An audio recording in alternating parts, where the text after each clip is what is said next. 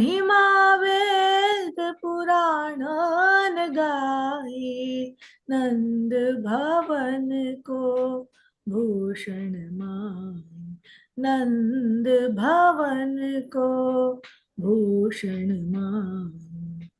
नंद दास को जीवन गिरधर, नंद दास को जीवन गिरधर, गोकुल मदन कुंवर कन्हाई, गोकुल मदन कुंवर कन्हाई, नंद भवन को भूषण माए, नंद भवन को भूषण माए। We'll read the translation. He is the glory of Nanda Baba's palace. He is a darling baby of Mother Yashoda and the little brother of Dauji. He is also the one who always gives pleasure to Srimati Radharani and is therefore called Radha Raman. He is the king of kings, god of gods. He is the supreme Brahman and he is greater than the greatest. He is time personified and he is the giver of strength to Varuna, the lord of the oceans. He is the treasure of Lord Shiva and he is everything for the saints. He is their life and soul, and his infinite glories are sung constantly by the Vedas and Puranas. The author Nandadas, one of the great saints of Brajabhumi, says that darling of Braja is my very life, and he is the jewel of Gokulam. Hare Krishna Prabhu. Thank you very much. Thank you, Mataji. Thank you very much. I welcome all the devotees to today's session. Today's session will be quite busy because in the two chapters, that is 19 and 20, we have got 40 slides. However, we'll start with the invocation prayers. नमो विष्णुपादाय कृष्णपृष्ठाय भूतले श्रीमते भक्तिवेदांत स्वामिनिति नामिने नमस्ते सारस्वते देवे गौरवाणी प्रचारिणे निर्विशेष शून्यवादी पाश्चात्य देशतारिणे जय श्री कृष्ण चैतन्य प्रभु नित्यानंद श्री अद्वैत गदाधर श्रीवासदि गौर भक्त वृंद हरे कृष्ण कृष्ण कृष्ण हरे हरे हरे राम राम राम हरे हरे ओम अज्ञानतिमिरन्धस्य ज्ञानाञ्जनशलाकया चक्षुरुन्मिलितं येन तस्मै श्रीगुरवे नमः श्रीचैतन्यमनोभीष्टं स्थापितं येन भूतले स्वयं रूप कदा मह्यं ददाति स्वपदान्तिकं वन्देऽहं श्रीगुरु श्रीयुतपदकमलं श्रीगुरुन् वैष्णवाञ्च श्रीरूपं साग्रजातं सहगण रघुनाथान्वितं तं सजीवं साद्वैतं सावधूतं परिजनसहितं कृष्ण चैतन्य देवं श्री राधा कृष्ण पादान सागन ललिता श्री विशाखान्वितं च हे कृष्ण करुणा सिंधु दीनबंधु जगतपते गोपेश गोपिका कांत राधा कांत नमस्तुते तप्त कांचन गौरंगी राधे वृंदावनेश्वरी वृषभानुसुते देवी प्रणमामि हरिप्रिये वाञ्छा कल्पतरुभ्य च कृपा सिन्धुभ्य एव च पतितानां पावनेभ्यो वैष्णवेभ्यो नमो नमः. Now we'll offer our obeisances to Sri Chaitanya Mahaprabhu and the six Goswamis of Vrindavan. Namo Mahavadanyaya Krishna Prema Pradayate Krishnaya Krishna Chaitanya Namni Gauratisya Namah. O most beneficent incarnation, you are Krishna himself appearing as Sri Krishna Chaitanya Mahaprabhu. You have assumed the golden color of Srimati Radharani and you are widely distributing pure love of Krishna. We offer our respectful obeisances unto you. Krishna Vannam tussah कृष्णम संगोपांगस्त्र पार्षदम यज्ञे संकीर्तन प्रायेरयजन्ति सुमेधसा. In the age of Kali, intelligent persons perform congregational chanting to worship the incarnation of Godhead who constantly sings the names of Krishna. Although his complexion is not blackish, he is Krishna himself. He is accompanied by his associates, servants, weapons, and confidential companions. नाना शास्त्र विचारण के निपुणौ षड्धर्म संस्थापको लोकानां हितकारिणौ त्रिभुवने मान्य शरण्य करौ. राधा कृष्ण पदारविंद भजनान आनंदेन मत्तालिको वंदे रूप सनातन रघुजुगो श्रीजीव गोपालको.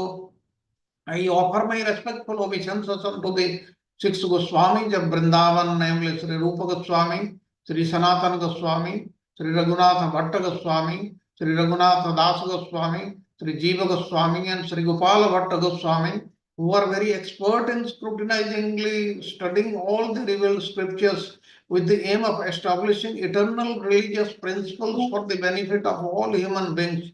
Thus, they are honored all over the three worlds and they are worth taking shelter of because they are absorbed in the mood of the gopis and are engaged in the transcendental loving service of the divine couple Sri Radha and Krishna. Om Namo Bhagavate Vasudevaya, Namo Bhagavate Vasudevaya, Namo Bhagavate Vasudevaya. Narayanam Namaskritya Naram Chaiva Narottamam Devim Saraswatim Vyasam Tato Jayamudire. नष्टप्रायेषु अभद्रेषु नित्यं भागवत सेवया भगवती उत्तम श्लोके भक्तिर्भवति नैष्टिकी हरे Krishna Krishna Krishna Hare Hare Hare Ram Ram Ram Hare Hare Hare Krishna Krishna Krishna Hare Hare Hare Ram Ram Ram Hare Hare Hare Krishna Krishna Krishna Hare Hare Hare Ram Ram Ram Hare Hare. I welcome all the devotees to the today's session. Before we start, let us have the recap of the lesson which was covered yesterday, that is lesson 52, how Balrama slays Pralambasura. And thereafter we will start with the chapter 19, then 20. Hare Krishna. Please accept my humble obeisances. All glories to Shri Prabhupada. Thank you, Mataji, for the very beautiful kirtan. Yesterday, Sharad Prabhuji completed lesson 52, wherein Lord Balrama kills the demon Pralambasura.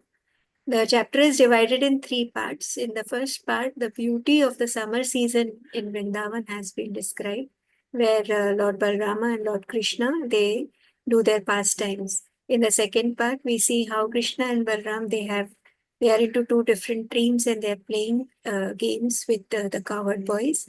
And in the third part, we see that in this play, Lord Balrama kills the very powerful demon Pralambasura, who had come as a cowherd boy. Now, Krishna is, along with Lord Balrama, comes back to the village of Vrindavan with his companions after the pastime of Kalia and after the night where the fire broke. There was a fire, forest fire. So, as he enters, how does he enter? That is described. It is mentioned that it was like there was a concentric circle everywhere. What does this concentric circle mean? He is surrounded by. Anybody would want to answer? He is surrounded. Yes, Mataji. Yes, Mataji. He was surrounded by Gopas, cows, and others, cowherd boy. Yeah. Yeah. It's all because of the Sneha, Mataji. Okay. Yeah. Yes, Yeah. because of this. Yeah. The love they had for him. So that everybody can see Krishna and Krishna can see everyone. So when you are sitting in circus, then that is the easiest path. Yeah. It's all because of the Sneha. Thank you, Prabhuji. Thank you, Multiple Mataji. circles, Mataji. Multiple circles, yes. Then the term Gokula Manditam is mentioned here. What does it mean and how were the cows? What happened to the cows? Why were they scared? They were scared due to the fire at that night at the shore. The cows were still Gokula Manditam means they were adorned. Adorned means Manditam, by a group of cows. So, and they were, because that night they had experienced the forest fire, and therefore they were quivering, and they had been singed by the wildfire. Yeah. And they wanted to return back. They wanted to graze the outskirts of the village. Because their experience was not good in the previous night. And also it is mentioned that like human beings, animals also did not want to stay apart from Krishna. So like this, Lord Krishna and Lord Balram, they were completely disguised as ordinary cowherd boys, and they were so absorbed as cowherds that nobody would come to know that Lord's Maya Shakti would completely cover his Aishwarya, and it was out of mercy for his uh, devotees that Lord had become a cowherd boy, and he was spreading sweetness everywhere. So Lord Balrama and Lord Krishna, they had their pastimes with gopis also. What is mentioned about the gopis by Kavi Karnapura in Ananda Vrindavanacham, about the gopis of Lord Krishna and Lord Balram? हाँ बताइए। हरे Krishna. Hare यहाँ Krishna पे Mataji. बताया है कि बलराम जी के जो भी है उनका भी एक अलग गोपी का सेट था जिनसे वो लीला करते थे, और कृष्ण भगवान का भी एक अलग गोपी का सेट था। दोनों कभी भी मिक्स नहीं होते थे। They had separate groups of gopis, and Lord Balrama's gopis were elder gopis. Elder gopis, right, Mataji. Thank you, Mataji. So then here, as they were doing all these pastimes, the season changed. Now the summer season has arrived. But what was the qualities of summer season in Sri Vrindavan Dham? What was the speciality of summer season in Vrindavan Dham, and why? Especially when Krishna and Balaram is present. Yeah. Summer season in Vrindavan contained the quality of spring season. Yeah. All there was a dance of green grass, and rivers were flowing, and trees were very long, and flowers, fruits, they were were there in the forest, and the air was very cool. Yeah, thank you, Mataji.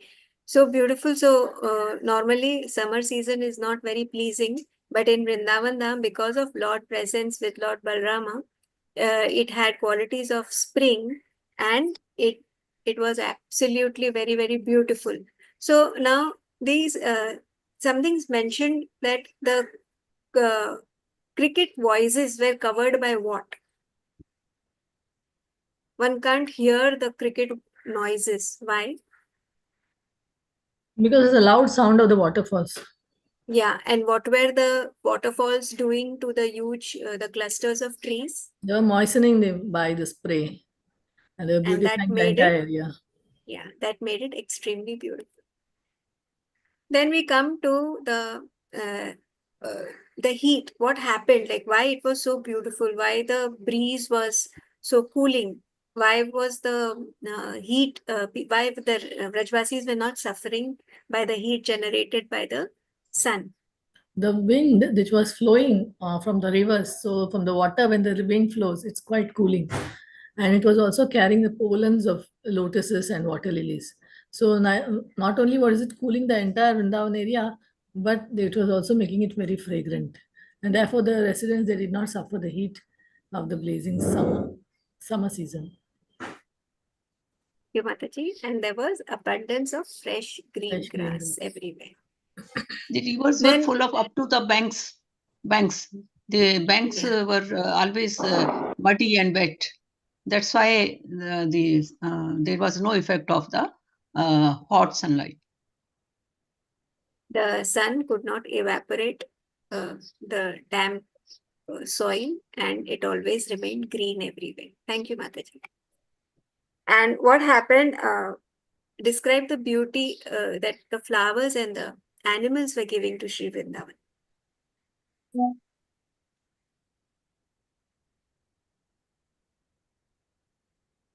So the Flowers were beautifully decorated. Decorated the forest of Vrindavan, yeah. and the varieties of animals and birds filled it with the sound. The peacocks and the bees sang, and the cuckoos and the cranes cooed. So this is how everything and everyone was making it more and more beautiful. Thank you, Mataji. Let me make one request here. Yes, Prabhuji. Sharad Prabhuji has unusually large number of slides today, So Yeah, try so to I'll finish cut it as soon as short. possible. Yeah. Yeah. Don't go Sure. into that much details. Okay, sure. So then here Lord Brahma and Lord Krishna, they enter the forest of Vrindavan Lord enters playing his flute. He desires something. He desires to have a pastime, and there is a special purpose behind this particular pastime. Krishna is playing flute in a special way to give excitement to all. So now the boys are playing games. They are enjoying. What are the kind of games that they are playing? They played different type of games, jumping like frogs, and riding in swings, wandering in valleys, rivers, and trees, and the bushes. Yeah. And, So they were dancing, playing, singing, and and doing all sorts playing of on flute. activities. Yes, yes. They were also doing arm wrestling. Okay, so seeing all this, what were the demigods doing? The demigods wanted Demigods to witness. disguise themselves as the members of the cowherd community and just as dramatic dancers praise another dancer. And they worship Krishna and Balrama, who are appearing as cowherd boys. And here it is also mentioned, very important point, that Krishna wanted to satisfy his friends in all the possible ways. And so he danced for them. And when he danced for them, everybody said sadhu, sadhu, meaning that your dance is so awesome that you are expert and there cannot be any better dancer than you. So Lord is now playing with his friends, and Krishna and Balram, they do all sorts of activities. Now here they get into two teams wherein they start playing. Now there is a purpose behind this particular pastime. Uh, not to go in details, they are playing with fruits like bilva, kumbha, and amalika, and they blindfold themselves to guess who the person is. They try to touch each other. They jump like frogs, and all the play is mentioned over here. We go to the third part of the chapter wherein Lord Balrama kills Pralambasura.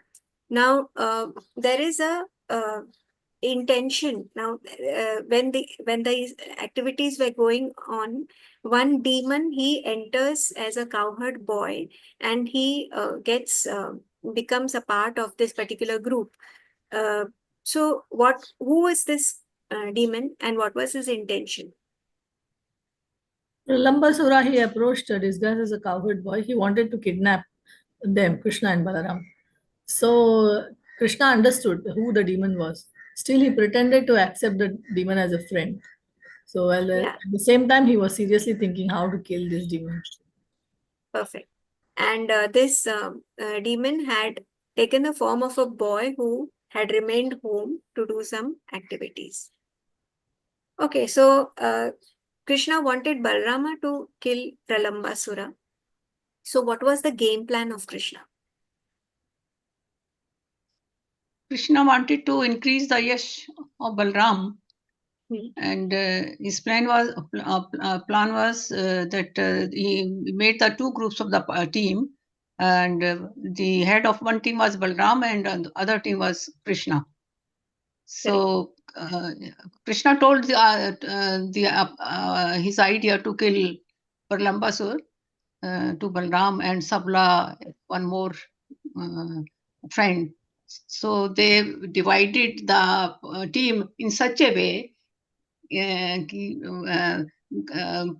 Pralambasur was in the team of Krishna, and they thought to lose the game, and so that the loser party will take the winner party on their shoulder and carry to some other place.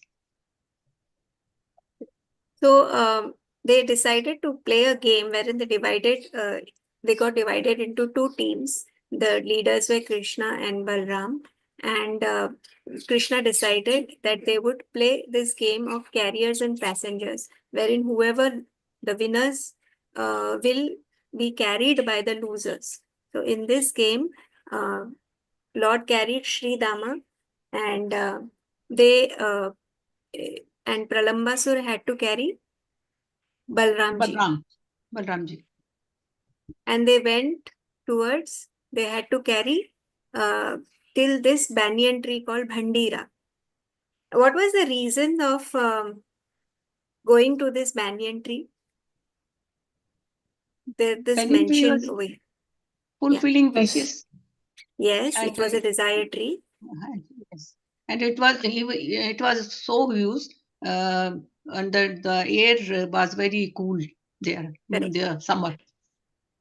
Also, it was a friend of Krishna, so that tree had to be glorified. Thank you, Mataji. So, Balramji was being carried by Pralambasura.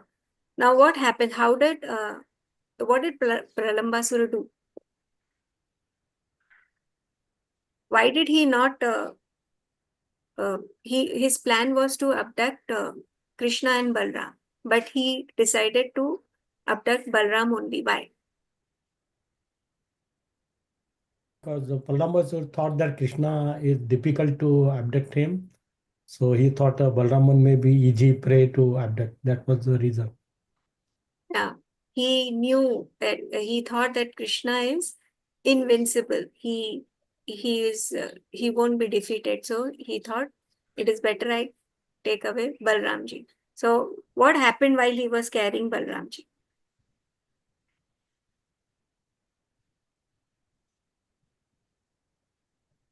But Pralambasur wanted to kill this Balram and show it came in the actual form of golden body. It came in his real body. Then When did he come in his? When did he assume his real body? after carrying some. जब भी बलराम जी ने अपना वजन बढ़ा दिया, वजन बढ़ा मतलब एक्सपैंड कर दिया, हेवी हो Yeah. गए एकदम. So he was carrying Balramji on his shoulders, and he went beyond the Bandira tree so that he becomes out of sight of Krishna.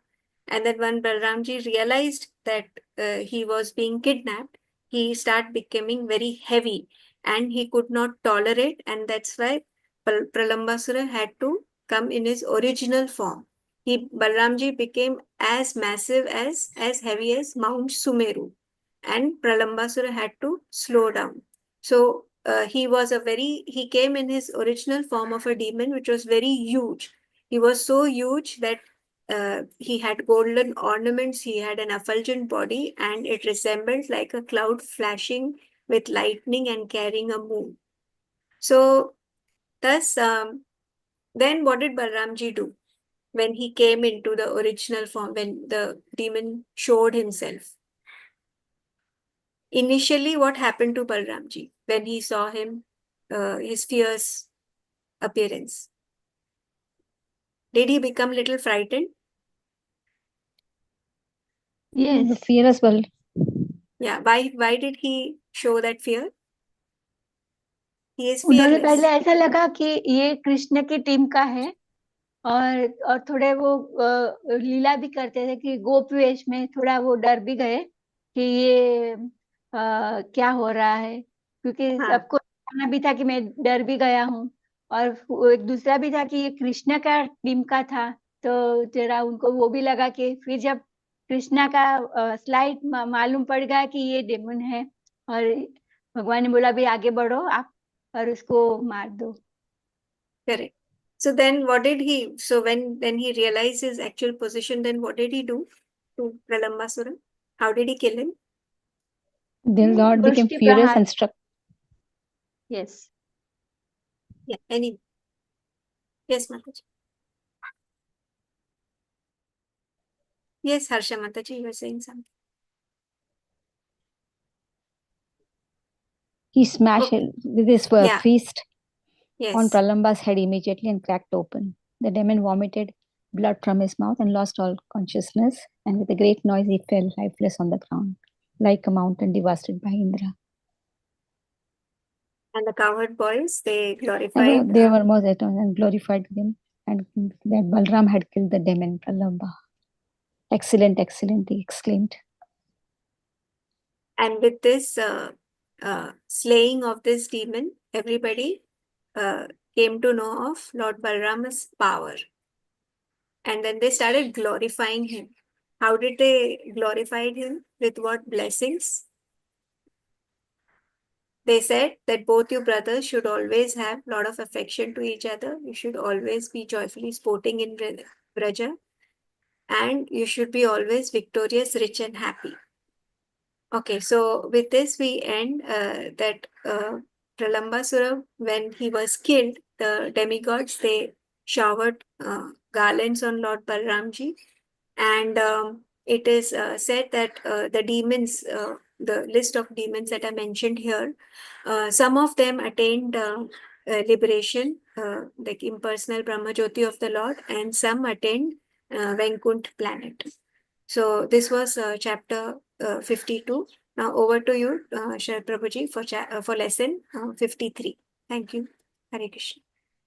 Thank you, Mataji. Thank you very much. Now you have finished well in time, so that we have got more time for today's class. We have got 2 lessons, 19 and 20, chapters 19 and 20.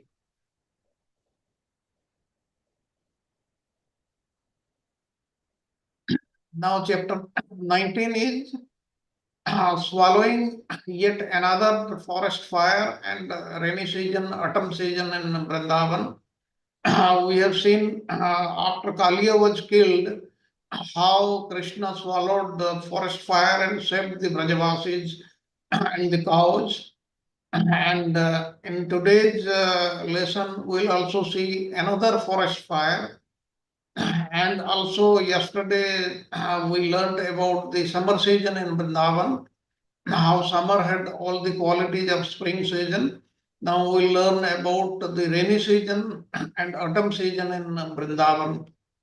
Now, forest fire on the banks of Kalindi River, Yamuna River, happened when they were resting for the night in the open. Then what happened? The Brajavasis, they prayed to Krishna, and Krishna swallowed the fire, forest fire. Now the second time, this what we will be studying today, he swallowed the forest fire at Munjaranya, that is also known as Munjatavi. It is near Aragrama, and Aragrama is presently known as Agaryala.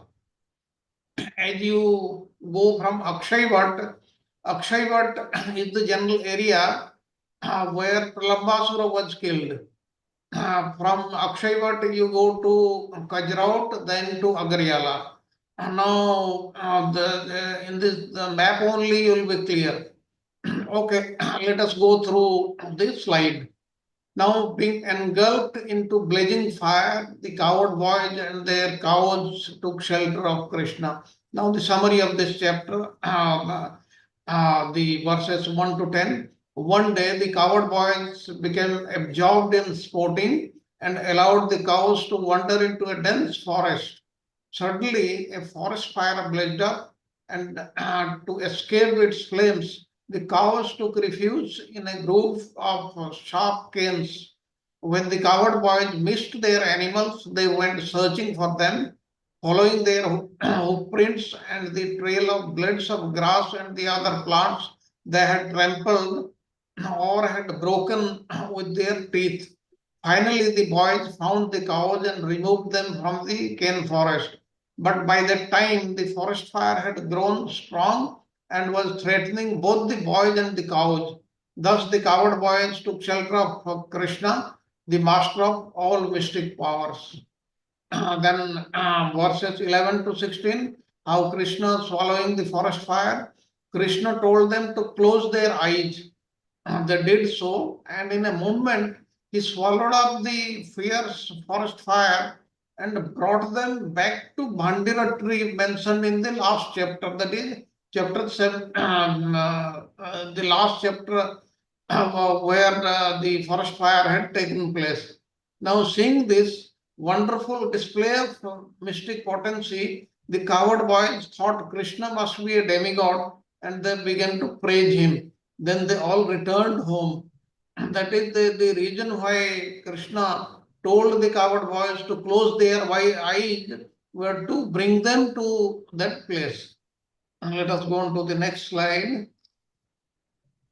Now, Sukadeva Goswami in verse 1 he is saying, while the coward boys were completely absorbed in playing, their cows wandered off away, then they hungered for more grass, and with no one to watch them, they entered a dense forest.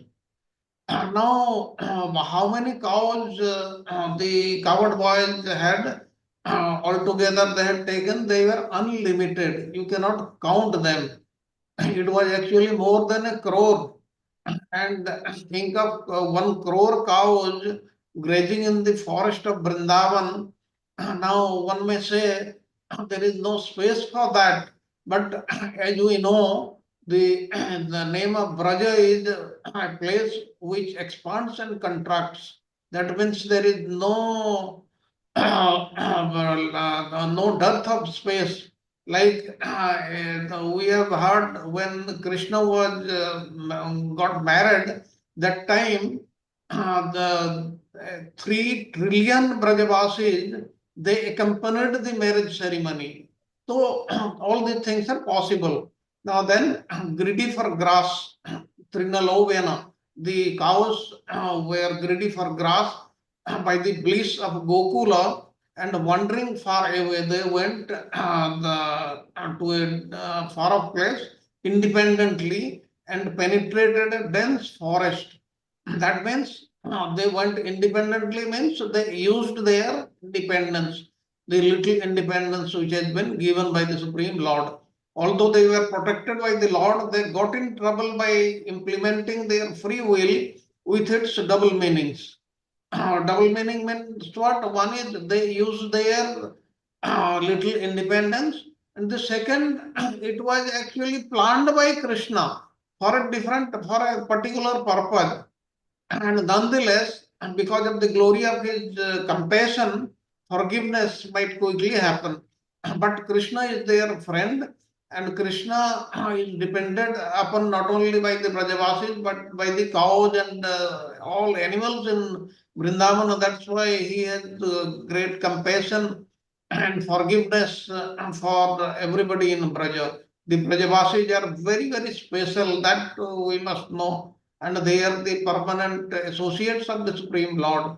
And Vishwanath Chakravarti Thakur is saying, this chapter describes how Krishna saved the coward boys from a great fire in Munjaranya forest while their eyes were closed. Upon opening their eyes, they found themselves at the base of Bhandira Banyan tree. While the boys were absorbed in playing, the cows wandered far away into dense forest, driven by their greed for more grass. Now, please remember this Bhandir Banyan tree, how you go there in Braja. This place is located on the west of Yamuna River. It is in the area of Ramghat, that is on the north of Vrindavan. And generally in Vrindavan, the terminology is Bhandir 1, that is on the eastern side. You have to cross over to the Yamuna. So these terms, over a period of time, they have been changed a little differently. That's why there is a confusion. I have gone to these places many times, and when studied with the commentaries of the acharyas, this is very clear. Now the verse 2, passing from one part of the great forest to another, the goats, cows, and buffaloes eventually entered the area overgrown with sharp canes. Now, not only the Krishna and Balrama were tending the cows, but there were goats and buffaloes also, but their number was less. Now the heat of a nearby forest fire from them made them thirsty, and they cried out in distress. Sridhar Swami says, entering the woodland after another. That means these cows and others, they entered from one forest to the other. They were nearby only. And those animals, thirsty due to heat of the forest fire, cried out and entered a thicket of a special type of vegetation that is dense and very tall. If you all have seen the forest of canes, they are very thick and they are very thorny. You cannot go anywhere near them just like that. Now, Sanatana Goswami and Jiva Goswami, they are saying not just the cows, all the other animals, like we saw the goats and the buffaloes also. Sukha speaks with logic of adding substance to the previous verse. The mention of goats and so forth in that order is in consideration of a respectively decreasing quickness in going, because all other animals were also there and the goats, they are very small, their steps are less. That's why the pace of going was also less, and they were caused they were caused to be thirsty by the fire like the heat of summertime or by forest fire, and therefore crying out, because it was the firstly summertime, and secondly because of the great heat which was coming from the nearby forest, they felt thirsty. Now the cows, buffaloes, and goats roamed from one forest to another until they came to a grove of reeds. The heat of a nearby forest fire made them thirsty. Let us go on to the next slide. Now, verse 3, not seeing the cows before them, Krishna, Rama, and their coward friends suddenly felt repentant for having neglected them, and the boys searched all around but could not discover where they had gone. The meanings are very simple. In very simple words, they have been put. Now, Sridhar Swami says, led by Krishna, Krishna, Rama, Adaya means led by Krishna and Rama. Rama means Balrama, the best of the cow orders. It is not, it is not, they did not know where the animals went. They knew, but they were playing the role of normal, common, ordinary coward boys. That's why they also feigned ignorance. Now, Sanatana Goswami and Jiva Goswami, what they are saying, the cowards not seeing the animals, although both of them were directly present, took place by their being dedicated to joviality, Krishna being more than Rama, that Balrama, who just followed them. It was a game only, it was, they were passing time. And Vishwanath Chakravarti Thakur is saying, not seeing the cows, the boys felt very repentant. Their love for the cows covered their knowledge, so they did not know where the animals had gone. That is, the coward boys, they did not know where the animals had gone. But Krishna and Balarama, they knew where they had gone, but they were also pretending like the normal coward boys. Then the next verse, then the boys began tracing out the cow's path, noting their hoof prints and the blades of grass the cows had broken with their hoofs and teeth. All the coward boys were in great anxiety because they had lost their source of livelihood. The livelihood of the Brajavasis is the cows only. If they are lost, then their livelihood would be lost. That is what is the meaning. And Sridhar Swami says they followed the cow's path, margam, by the grasses that were cut by the cow's hooves, oblique teeth, and by the places on the ground or by the grasses that were marked by the cow's tracks when they were going, having lost their livelihood. This we discussed. And Sanatana Goswami and Jiva Goswami, what they are saying, they were dispirited because of, nonetheless, they searched for the cow's path. This initially they could not find the cows and they could not find them. That's why they are dispirited. And later on, they searched for the cow's path. And Vishwanath Chakravarti Thakur is saying they followed the path of the cows by noting their hoof prints and the grass torn by their teeth. The boys were in great anxiety because they had lost their means of livelihood. If somebody has got an experience going through the jungle, then you can find a path from where somebody has gone earlier because all the vegetation would be disturbed on that way. Okay, go to the next slide. Verse 5. Within the Munja forest, the cowherd boys finally found their valuable cows who had lost their way and were crying. Then the boys, thirsty and tired, herded the cows onto the path back home. Now, Sanatana Goswami and Jiva Goswami, what they are saying, after completely getting them, some prior, that means getting all the cows, not some of them, in one place, they were in one place only with complete auspiciousness and so forth, they turned them all back. They tried to bring them back by quickly assembling them from the thicket of the rushes because they were thirsty and tired due to going around a lot. They had traveled a long distance. They were tired. That's why they assembled them. And Vishwanath Chakravarti Thakur is saying, finding the crying cows and the other lost animals in a thicket of reeds, they herded them onto the path home. Now, verse 6, the Supreme Personality of Godhead called out to the animals in a voice that resounded like a rumbling sound, a rumbling cloud. Hearing the sound of their own names, the cows were overjoyed and called out to the Lord in reply. That means when Krishna calls them, he calls them and calls each the animal by their names. What is the meaning of this rumbling cloud or mega gambhirya, deep like a cloud?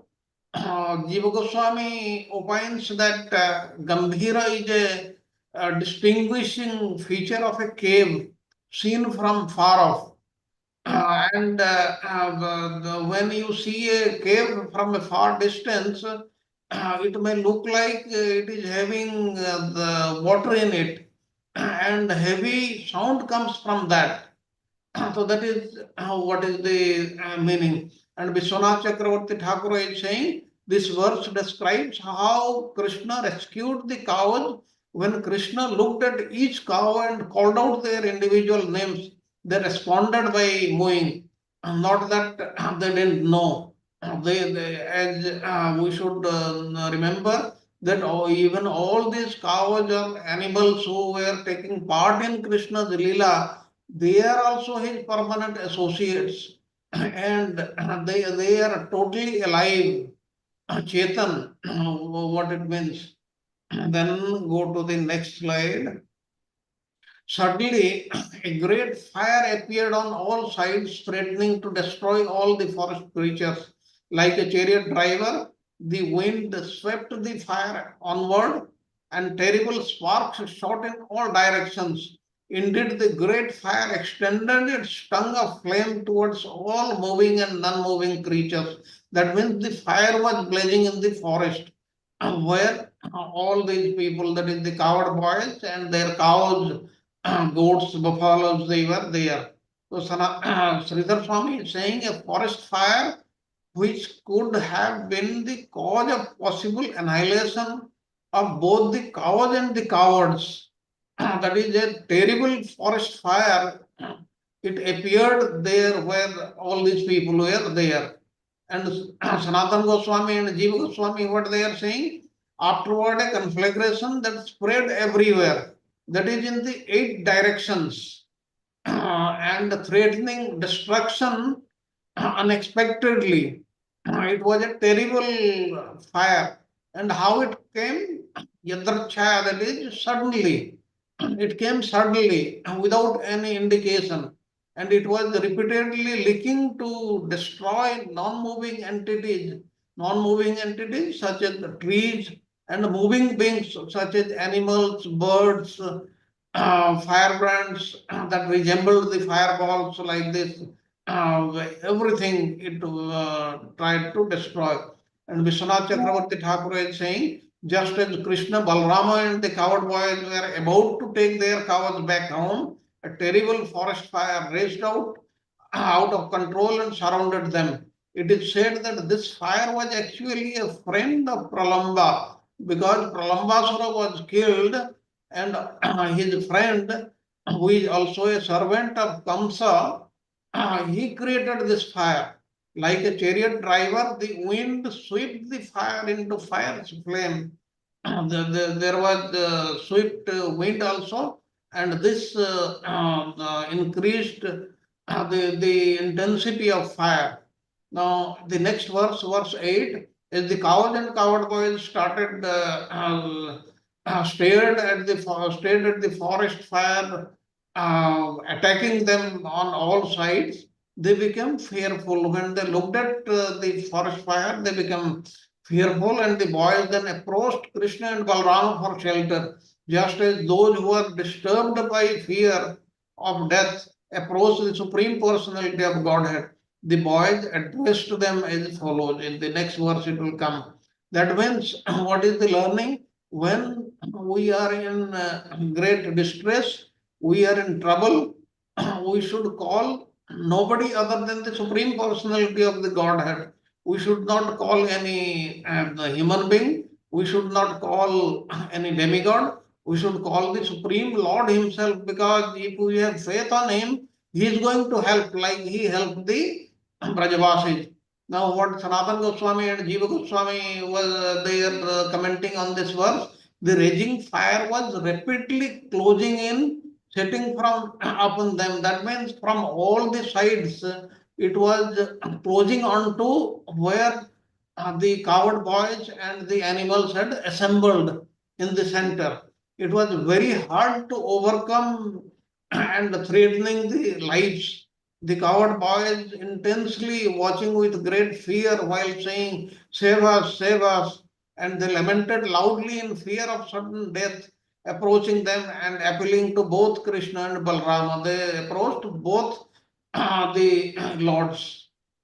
Now, Vishwanath Chakravarti Thakur, what he is saying, this verse describes how Krishna rescued the cows. When Krishna looked at each cow and called out their individual names, they responded by mooing, remembering that what Gargamuni had said, this boy will protect you from all dangers. Now, the coward boys asked Krishna why this was happening. The phrase Gopascha Gava means coward boys and the cows can also read, it can also mean the cowards and certainly the cows. And also it can mean the coward boys with cows. The various meanings the acharyas have described. Then the next will not have any break. It is a long day today. Okay, next slide, verse number 9. The coward boy said, "Oh Krishna, Krishna, most powerful one, oh Rama, that is Balrama, you whose prowess never fails, please save your devotees who are about to be burned by this forest fire and have come to take shelter of you." Now, Sanatana Goswami and Jiva Goswami, what they are saying, "Oh, you Krishna, that is Krishna, who have great power, given that he terminated Pralamba by the sort of cleverness with the hand of the elder brother. Though Krishna did not kill Pralambasura, but they still knew that Krishna's hand was there in that. O most powerful, now directed, then they directed to Balrama. You whose prowess is never thwarted as used against Pralamba, who was killed with just one fist, who are surrendered, please save us. We are the surrendered souls, please save us. They are praying to both Krishna and Balrama. And the next verse, Krishna, certainly your own friends should not be destroyed, O knower of the nature of all things. We have accepted you as our Lord, and we are souls surrendered unto you. Now, Sanatana Goswami and Jiva Goswami, what they are saying, unlike before, they now plead only to Krishna because of being disturbed by three things. One, fear, that is sense of urgency, as about to being burnt alive unless the Lord rescues them in time.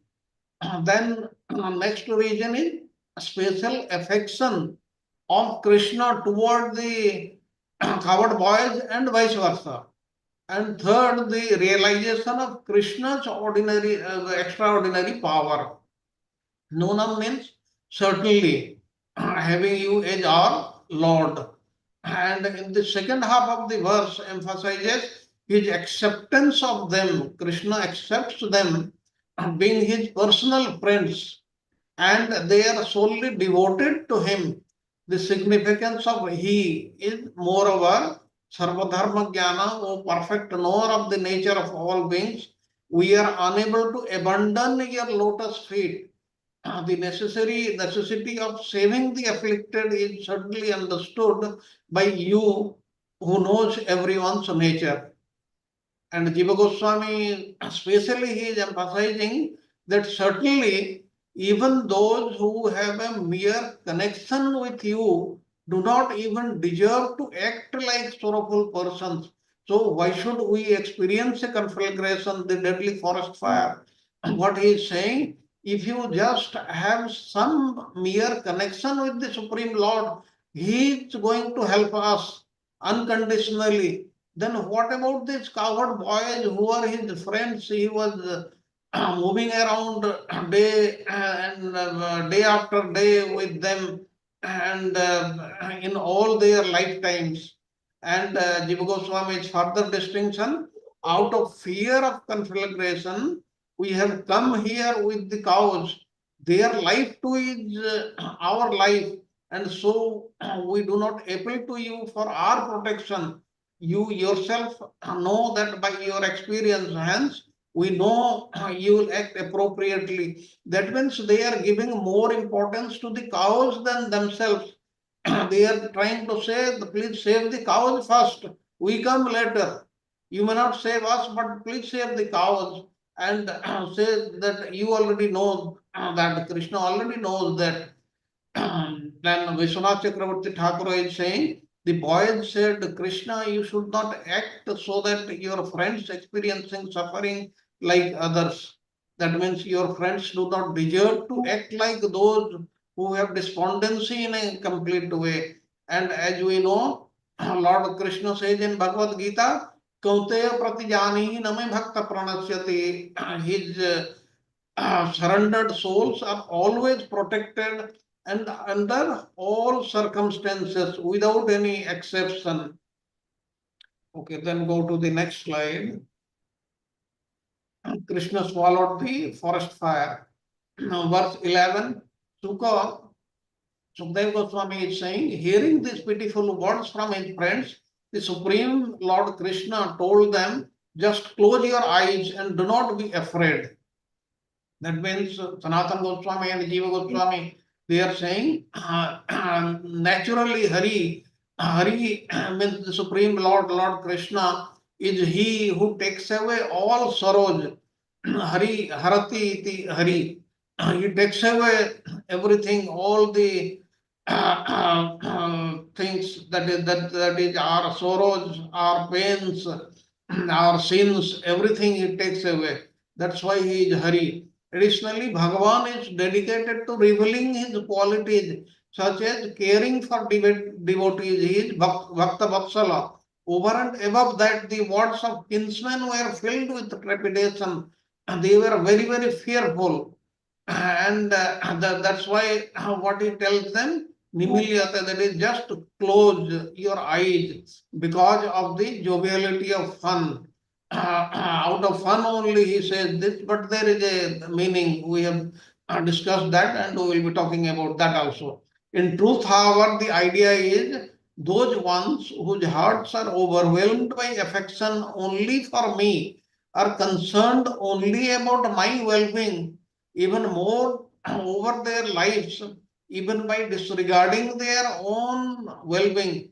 Therefore, seeing my swallowing the fire, by fearing that some evil will happen to me, might enter the conflagration without notice, and I will swallow the forest fire without their knowing it. This was the reason. Moreover, it was said like that to quickly lead them to Bhandira, unperceivably for the sake of fun.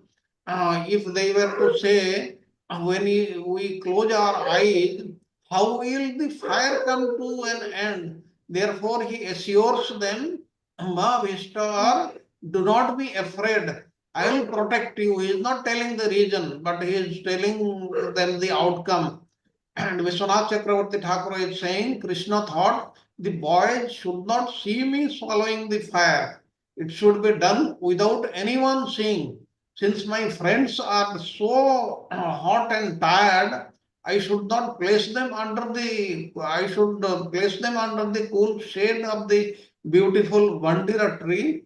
And after considering in this way, just close your eyes and don't be afraid. The coward boys replied, you must be joking. How can you escape from the forest fire just by closing our eyes? Krishna said, do not fear. Today, I will use another means to protect you. Now, the next verse, verse 12. All right, the boys thus speaking and immediately closed their eyes. And then the Supreme Lord, the master of all mystic powers, that is Krishna, opened his mouth and swallowed the terrible fire, saving his friends from the danger. And Sridhar Swami is saying he saved them from a terrible occasioned, terrible danger occasioned by hunger, thirst, fatigue, etc., and by entering a hardly inaccessible area from danger. And Sanatana Goswami and Jiva Goswami saying, someone might wonder, oh, how did he immobile that kind of fire through his divine mouth? In response, he says, Yoga Adisha means the sole master of the imaginable godly might.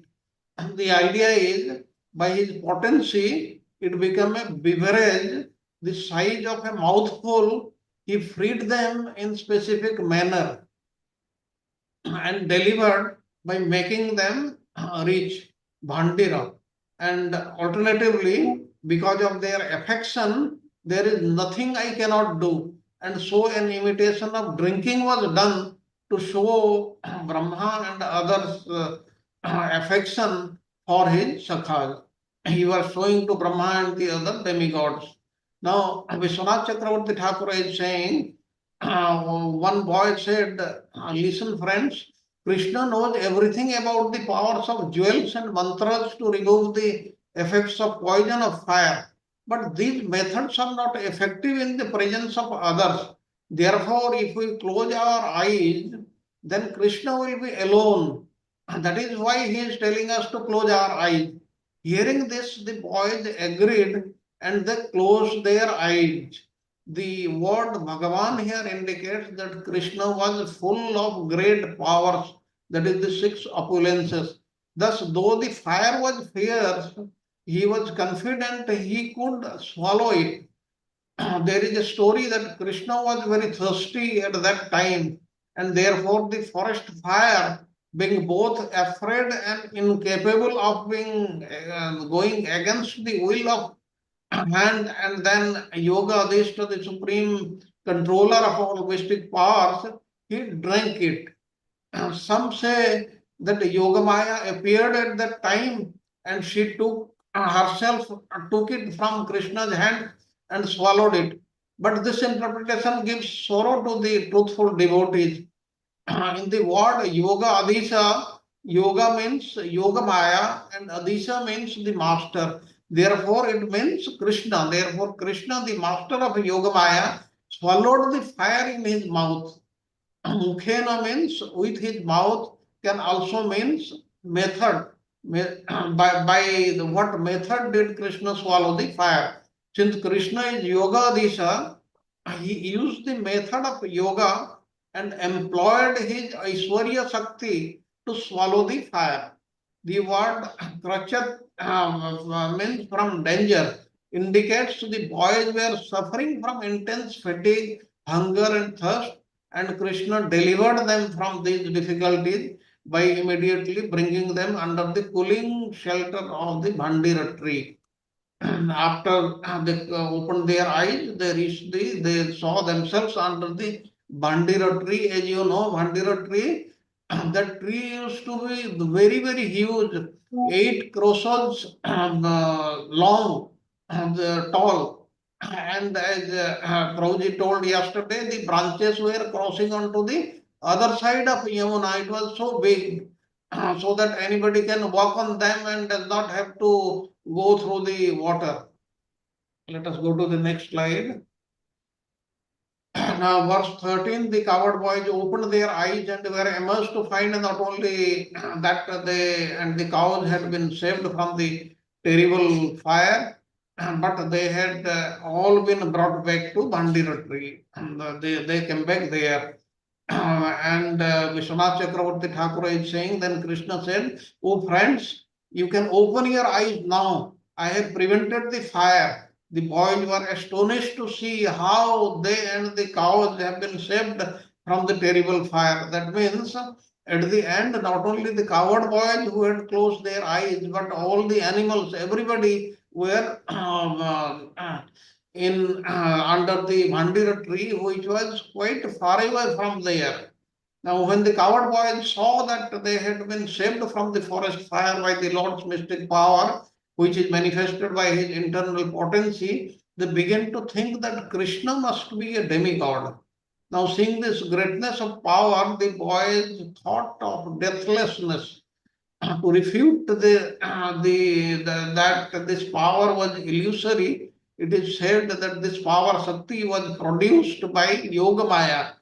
The material Mahamaya was insignificant for the boys who also had the forms of Sachidananda. What was the power? They were saved from the forest fire so that they could play with Krishna in Vrindavan for a long time. And they thought he was the person for whom there is no death. And by surrendering to him, they never would die from separation. This was the feeling of the coward boys.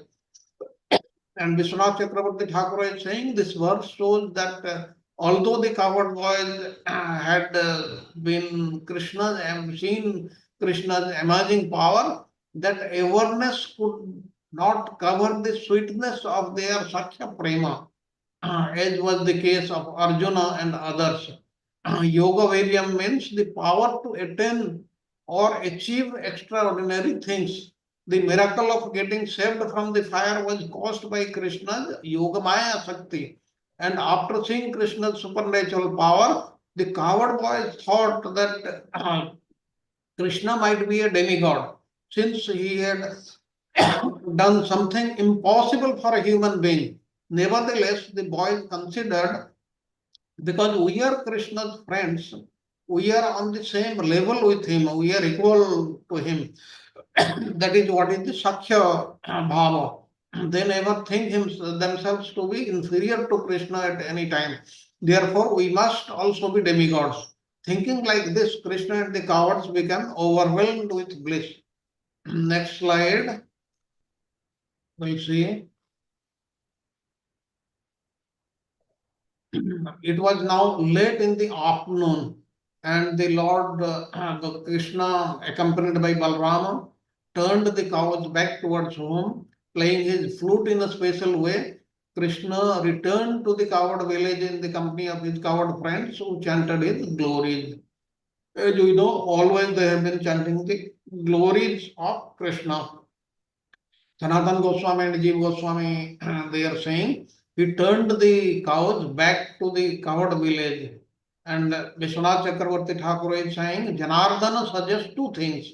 Ardana means pain and request. Krishna caused pain to the residents, Jana of the forest, when he decided to return home, being anxious to meet the residents, Jana of Braja. Krishna made the desired request, Ardhana, him to come home, arise in their hearts. Janardana, who pained the forest dwellers by leaving them, and who caused the Brajavasis to request his return, entered the village playing a special tune on his celebrated flute. That means he caused both pain and happiness. Happiness in the eyes of the Brajavasis and the gopis, because they wanted to see him because he was not there throughout the day. And the residents of the forest, because they would lose the association of Krishna. Then the next slide, I think this is the last slide of this class, this lesson. The young gopis took great pleasure in seeing Govinda come home, since for them even a moment without his association seemed like 100 ages. Truti Yugayate. Now Sanatana Goswami and Jiva Goswami saying in this verse, he says the gopis' deliverance from the fire of separation resembled the cowherder's relief from conflagration, and the bliss reached the highest level from Ananda only from seeing Govinda. That is, although he was surrounded by cows and cowherders, as the Lord of cows, Gabam Indra, or just as seeing Govinda, whose condition of being Gokulendra was directly shown by saving the cowherders and the cows, bliss made from appearance asit, that is arose. Merely by seeing him, the special bliss of those girls was brought about. The sense is, how can the bliss that also occurred in their conversations be explained? Now the sense is either Govinda Darshana Sati, that is when seeing him occurred, or darshana vishate, that is on the topic of seeing him, it is the later sense, that is darshana vishaya, that the nature of the topmost bliss is meant. Now the kshanam means a moment which is certainly not 100 millenniums, yuga satam, but it appeared that way to them only on account of the massive sorrow of separation with yasam yana, for whom Krishna, it brings the light that every moment, a certain man. The idea is they also have this kind of sorrow by a separation for a very short time, and had the highest bliss from seeing him even just a little. This is said there in the context of deliverance from a huge fire, yet it repeatedly takes place. It should be understood this way. That means the gopis, they used to feel like this every day when Krishna went to the forest to tend the cows, and they used to be filled in bliss when they saw him coming from the forest. And Vishwanath Chakravarti Thakur is saying, although everyone was blissful when Krishna entered the village, Mother Yashoda's bliss was outstanding because of her intense paternal affection. And this was described in chapter 14. Now, this verse describes the extreme bliss of the Braja Gopis, Gopinam Paramananda, headed by Radharani. In terms of both quality and quantity, the Gopis' love was supreme. Parama means there was nothing beyond it. The uncommon quality of one particular gopi is being described here. The gopi experienced a kshanam of separation from Krishna as 100 millenniums, yuga satam eva. To experience a moment as 100 yugas is the quality of adhiruda mahabhava that we have already learned, and the highest state of prema attained after proceeding through rati, prema, sneha, mana, pranaya, raga, anuraga, and mahabhava. And according to Ujjala Nilamani, only gopis such as Radha possesses this type of mahabhava. The word kshanam is neuter instead of its regular muscular gender, because this is the traditional use. And with this, I finish chapter 19. Now we'll go through chapter 20.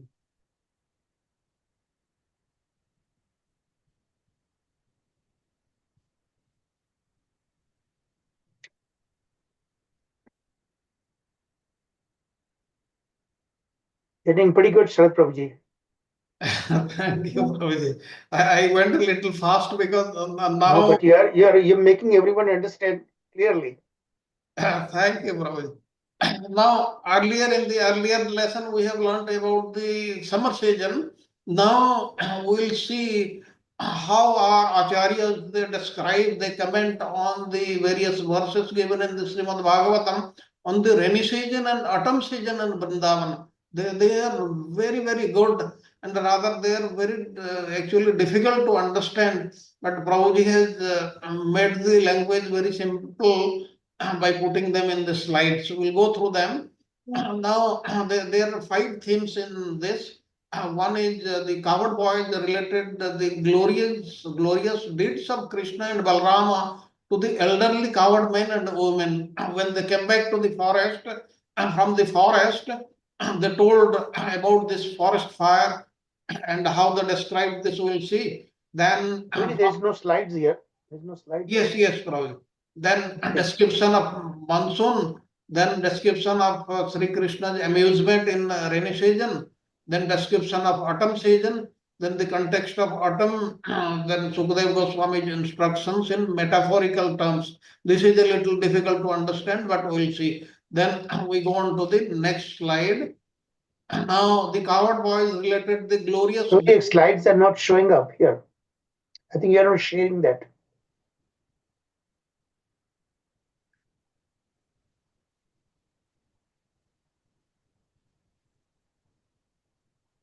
Okay. Just 1 second. Is everybody able to see the slide? I didn't see. No, Prabhu, we are slides not are able not to see. visible. No, Prabhuji. Suddenly they got No, unsaid. okay. I have to share again. Okay. Just maybe a few minutes. Yeah. Yes.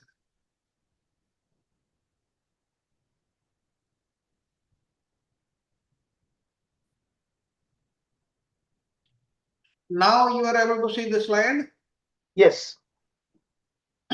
Okay, here the coward boys related the glorious deeds of Krishna and Balrama to the elderly coward men and women. Now, here in the verse 1, Sukadeva Goswami is saying the ladies of Vrindavana, the coward boys, then related in full detail Krishna's and Balrama's wonderful activities of delivering them from the forest fire and killing the demon Pralambasura. Now, Sanatana Goswami and Jiva Goswami, what they are saying, though Krishna and Balrama performed the pastime separately, that is, Pralambasura was killed by Balrama, and the forest fire was drunk by Krishna. They are mentioned together here in this verse, Tayo, to indicate that one assisted the other, or Krishna swallowed the fire and Balrama killed Pralamba. The pastimes are most unusual. They told the women like Yasoda, because of women's intense affection for the boys. The word cha indicates Narada and others. The boys told them with all the details. The word eva even indicates that Balrama killing Lambasura was secondarily narrated. Though the killing took place before the forest fire, it is thus mentioned in second place. Or swallowing the forest fire was told first because of the greatness of that act involving the boy's personal rescue. Then the word eva indicates the total of the events. And Vishwanath Chakravarti Thakur is saying, to enhance the portrayal of Krishna's pastimes, Sukadeva Goswami describes the beauty of the monsoon and autumn seasons in Braja in this chapter. In metaphorical terms, he depicts the wonderful qualities of the sky, river, and the forest that we will see. And then in verse... 1 minute, Prabhuji, 1 minute. Yes, Prabhuji. Now, before Prabhuji begins to describe this thing, the amazing thing that you will see that about Sukadeva Goswami, see how he equates things happening seasonably, autumns, all these things, it's just incredible how, because to a common person like us, it will never occur to us. The clouds, the rumbling, thunderstorm, all these things, and then the lightning, and how he connects with this actually in the metaphorical terms means in the spiritual terms what's happening, and then modes of material nature. You'll see amazingly how he does that. That's what, when I was preparing PowerPoints, I was really relishing that. So pay attention to that, please.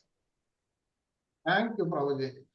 So the second verse starts with the elder coward men and ladies were amazed to hear this account, they concluded that Krishna and Balarama must be exalted demigods who had appeared in Vrindavana. They never thought they are they are the supreme personality of Godhead. They thought they were the demigods. Now Sanatana Goswami and Jiva Goswami, they are saying they heard near or partially Upa. They thought that Vishnu and Shiva had been born here in Braja amongst themselves. And these are, of course, their devotional sentiments. As these devas are not born like the jivas. However, they had personally appeared by their mercy. Nonetheless, they were to be worshipped with prema as their offspring. Even when Krishna was very young, the younger inhabitants of Braja would go with Krishna to the forest to play, attracted by the rasa of playing. Or the younger cowards and the gopis, absorbed in special rasa, did not have astonishment when he displayed his divinity. And along with the elder cowards, the elder women also were astonished. The young gopis' prema did not decrease when Krishna displayed powers, but rather increased. Even though at times he used to display his Aishwarya, still then the prema, the love of the coward boys, the coward girls, the Brajavasis, their mothers, it never decreased that way. And Vishwanath Chakravarti Thakur is saying, after hearing about the extraordinary feats of Krishna and Balrama, the elderly Brajavasis thought they were two eminent demigods. And due to their strong bond of love, they never thought Krishna and Balrama were God. These exploits simply nourished the sweetness of their relationship between even more.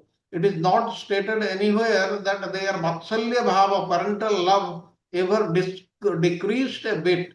This would have happened, however, if they thought these two boys were God.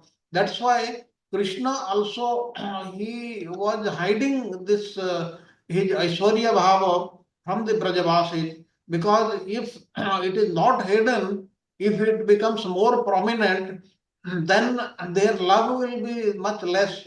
And Krishna had come to gain their love only. He wants to be loved by everybody. He does not want us to worship him in Aishwarya Bhava.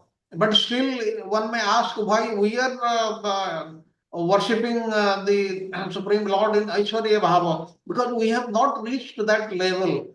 The Brajavasis, they are at a much higher level than us. That's why it is happening like that. Next, we will come to the description of monsoon in Vrindavana. Verse 3, then the rainy season began, giving life and sustenance to all living beings. The sky began to rumble with thunder and lightning flashed on the horizon. This happens in normal thing in rainy season. Now let us know what the acharyas have, how they have commented on these verses. Sridhar Swami says, Sarva Sattva means all living beings. Samudbhava means the source of generation. The rainy season in which there is a revival of all living beings because of births and enlivement. Because many things are curtailed in the summer season when the level of water is less, scarcity of water is there. But in rainy season, when it rains, everything is fulfilled. And plus, what was it? What was happening? Vidyatmana means flashing and lightning. Paridhi means in its horizon, in which many paridhis are shining. The lightning, it does not take place only one place in the sky, but in many places also simultaneously. And it was splendorous, the halo of the sun and the halo of the moon.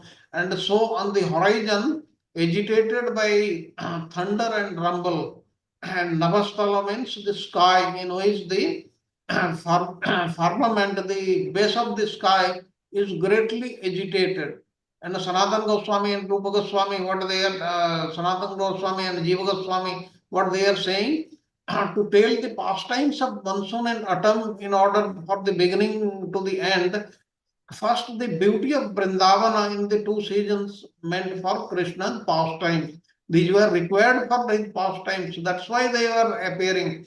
Otherwise, they would not have appeared.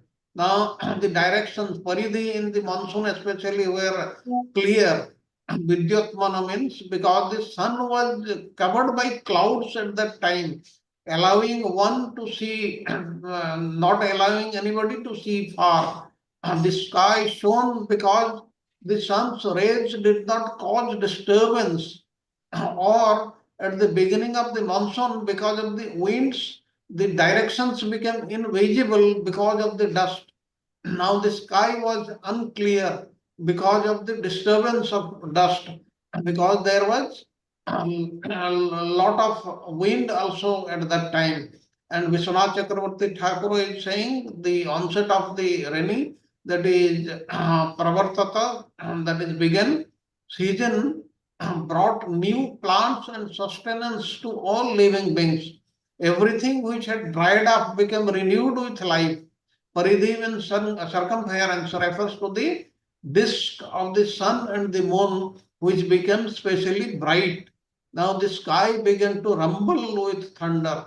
And the next verse, verse 4, the sky was then covered by dense blue clouds accompanied by lightning and thunder.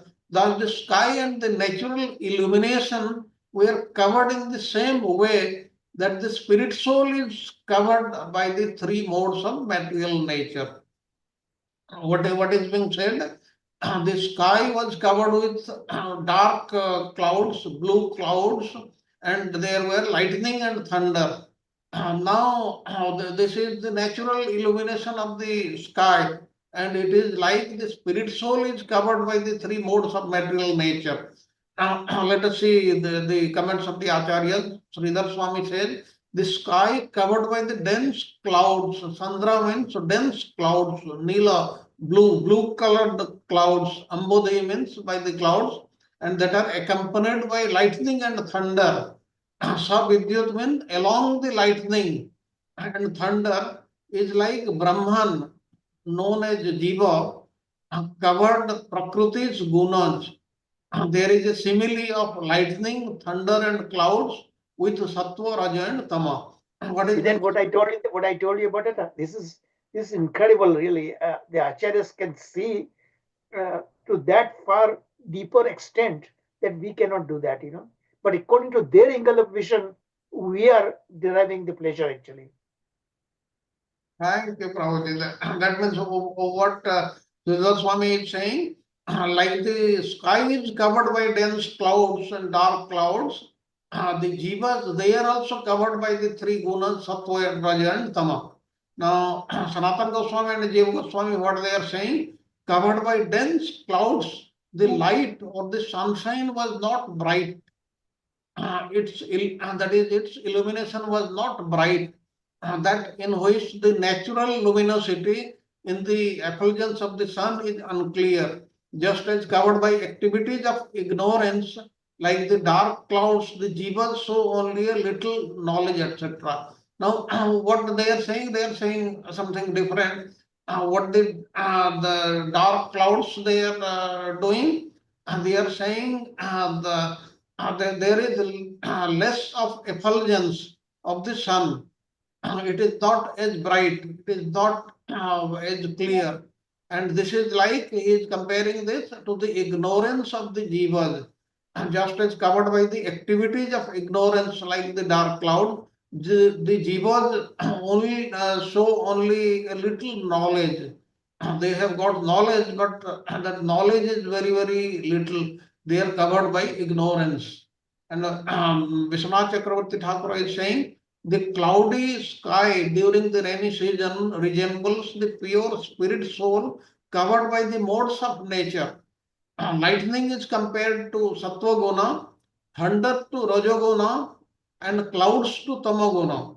Conditioned by the three modes of nature, the original brilliant nature of the pure spirit soul is only dimly reflected through the haze and material attributes.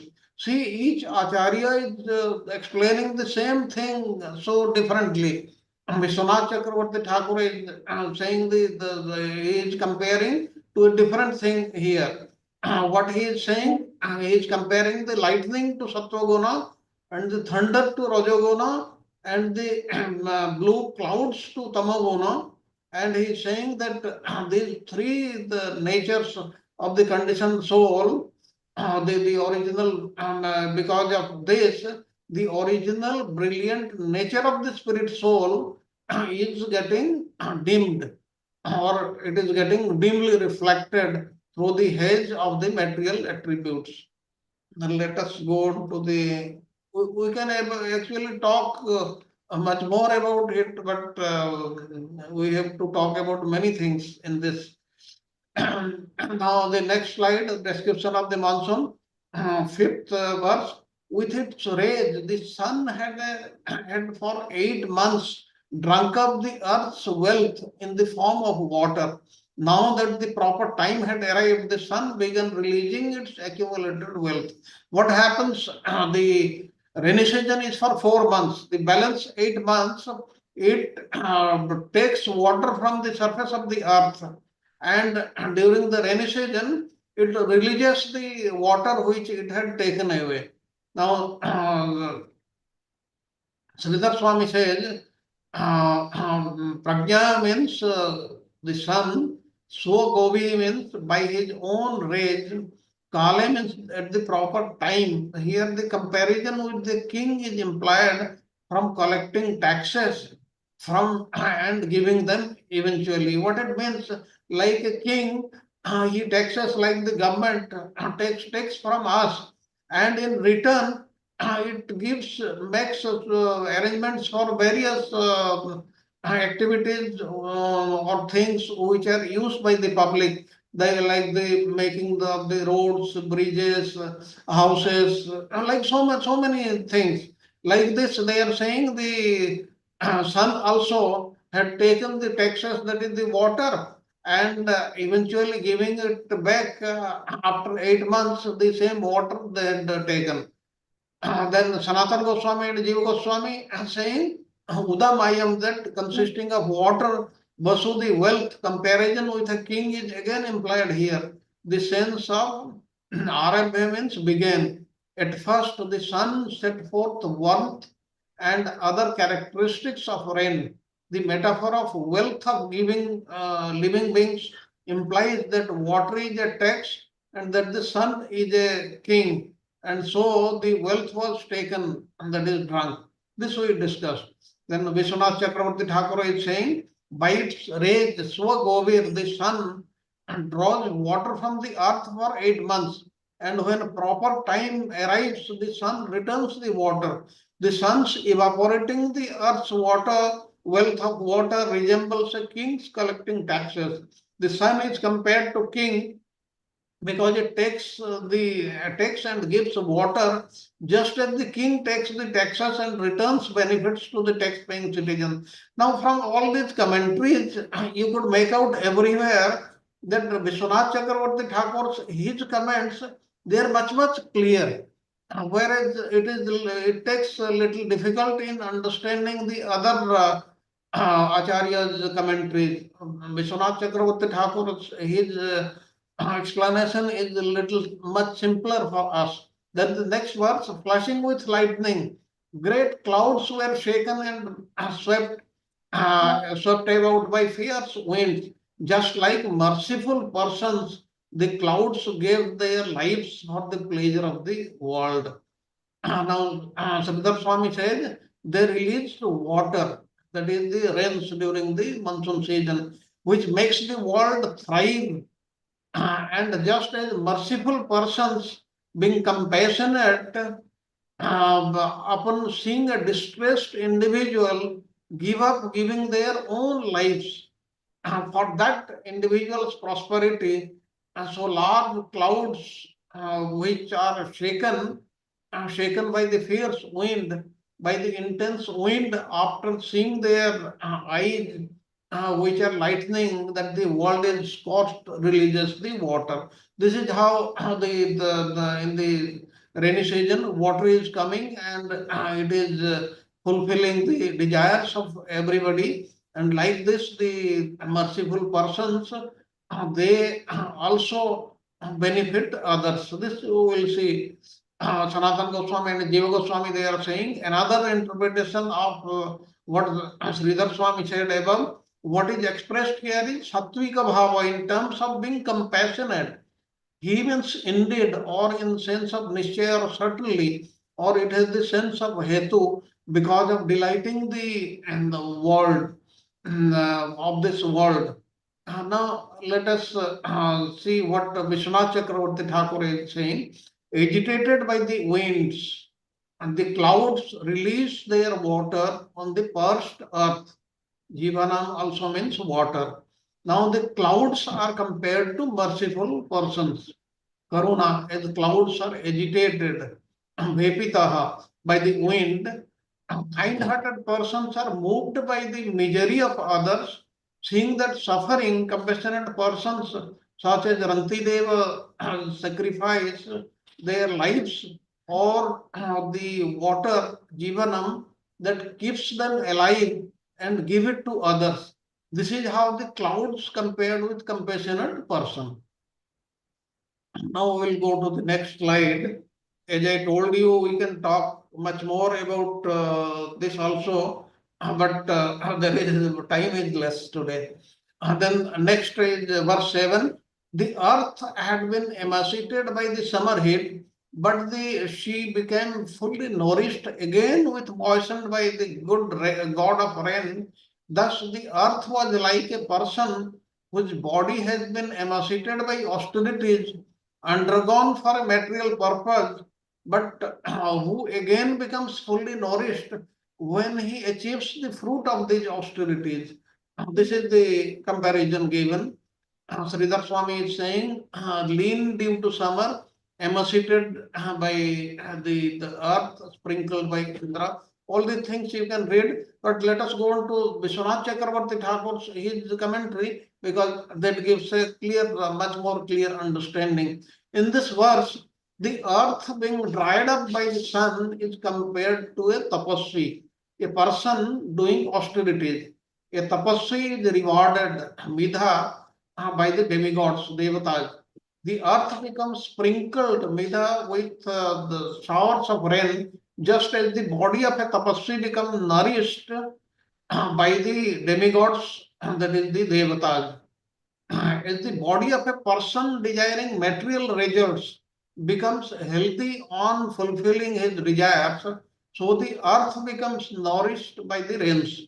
And this example, however, is repugnant to the devotee striving for the ultimate goal because he does not want the material desires. That is not applicable to the devotee because austerities should be performed only for realizing the Supreme Lord and not for getting any material thing from him.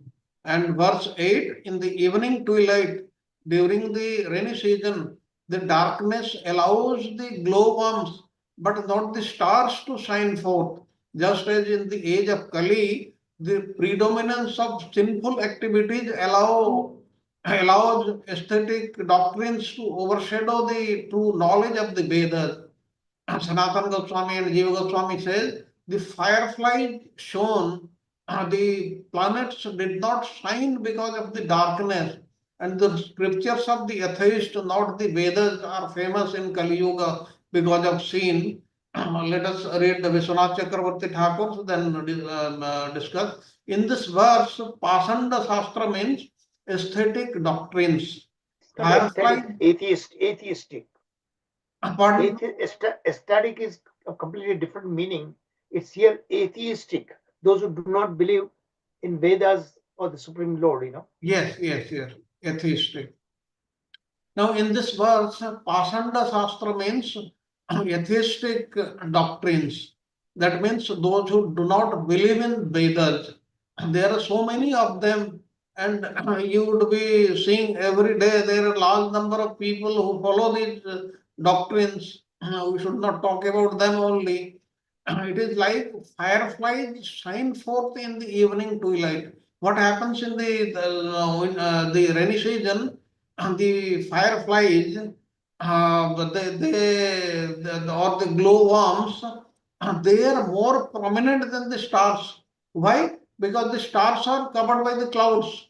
That is not making any impact on the earth, but not the twinkling stars and the planets, because they are not visible in the monsoon season. Similarly, in the age of Kali, the aesthetic scriptures become prominent. All those things which are against the Vedic literature, against the Vedas, and over a period, you would have seen many of the Vedic literature, many of the Shastras, not only they are being misinterpreted, but people are printing these by amending them to their to suit their purpose. And what will happen in this Kali Yuga after some time, maybe a lakh years or so, all our literatures they will be amended by these aesthetic people that will give a much different picture, much different meaning than what they are meant. This is what is being meant here. This verse also uses a negative example. Then next. Prabhuji, may I make one suggestion here? Yes, Prabhuji. Yeah, in the interest of time, just as you say, Vishwanath Chakravarti Thakur's comments are very similar. What he's saying, what Adharacharya is saying, but in a much clarified way that we can understand. So why don't you read that only? Because the time is very short now, Yes, and so much material has to be covered, Yes, Prabhuji. Then we go to next slide, that is the verse 9. The frogs who had all along been lying silent suddenly began croaking, like the frogs that do not croak in the other seasons, summer or winter seasons. They croak during the rainy season only. When they heard the rumbling of the rain clouds. In the same way, the Brahmana students who perform their morning duties in silence begin reciting their lessons when called by their teacher. Now, Vishwanath Chakravarti Thakur is saying in this verse, Pasanta Shastra means the aesthetic doctrines, that is not aesthetic, atheistic. Atheistic doctrines, they do not believe in the Vedas, Vedic literature. Fireflies shine forth in the evening twilight, but not the twinkling stars and planets. Similarly, in the age of Kali, atheistic scriptures become prominent. This verse also uses a different example. Here, what it's saying, the frogs, they make sound in the rainy season only, like the Brahmana students in the morning only. In the rainy season, they make more sound than what they used to do in the other seasons. And the next verse, with the advent of the rainy season, the insignificant streams which had become dry began to swell and then spread from their proper courses, like the body, property, and money of a man controlled by the urges of his senses. Let us try to understand this. Also, we'll see the Sanatana Goswami and Jiva Goswami. At first, the rivers were drying up, and the body of the wealth were thin due to the lack of food and money. Later on, like one who commits illegal acts, becomes fat and rich by sense gratification and business. The reason for that is it means of a man who acts only according to his own will. Therefore, because of being meager, there is a comparison of the body and wealth with meager rivers. And Vishwanath Chakravarti Thakur is saying, as the rivers swell with water in the rainy season, they cause disturbance to others because they become difficult to cross. For one who acts independently without following the scriptural rules, his body, property, and money becomes a cause of disturbance for others. This is a negative example, but this clearly compares with what is given in the verse. Now, as you noticed, Vishwanath Chakravarti Thakur's his commentary is more understandable by us. Then we go to the next slide. 11. The newly grown grass made the earth emerald green. The Indragopa insects, the red insects, added a reddish hue, and white mushrooms added further color and circle shade. Thus, the earth appeared like a person who had suddenly become rich. Now, Vishwanath Chakravarti Thakur, he says, the earth appeared green from the sprouts of green grasses. In some places, it appears reddish because of the small red insects. The white mushrooms were like umbrellas. Thus, the earth appeared like a military parade displaying the wealth of king shaded by the parasols. This is a positive comparison. And in the next verse, with their wealth of grains and fields, gave joy to the farmers. But those fields created remorse in the hearts of those who were too proud to engage in farming and who failed to understand how everything is under the control of the Supreme Lord. Now, Vishwanath Chakravarti Thakur, what he is saying, the proud man proclaims, farm is a lowly job which I cannot do. But when the fields yield abundant crops, then he regrets, saying, if I had done some farming, I would get wealth during the rainy season. And this is the way the fields give joy to the farmer and pain to the lazy man, because such a person does not understand that this suffering is under the law of karma. Similarly, seeing the man on Nibruti Marga, path of renunciation, attempts liberation. The man on the path of sense enjoyment, Prabhuti Marga, laments. And this example is not attractive to the devotees. I think this is very clear. Or if there is any question, we can discuss at the end. We'll go to the next slide. Now, verse 13.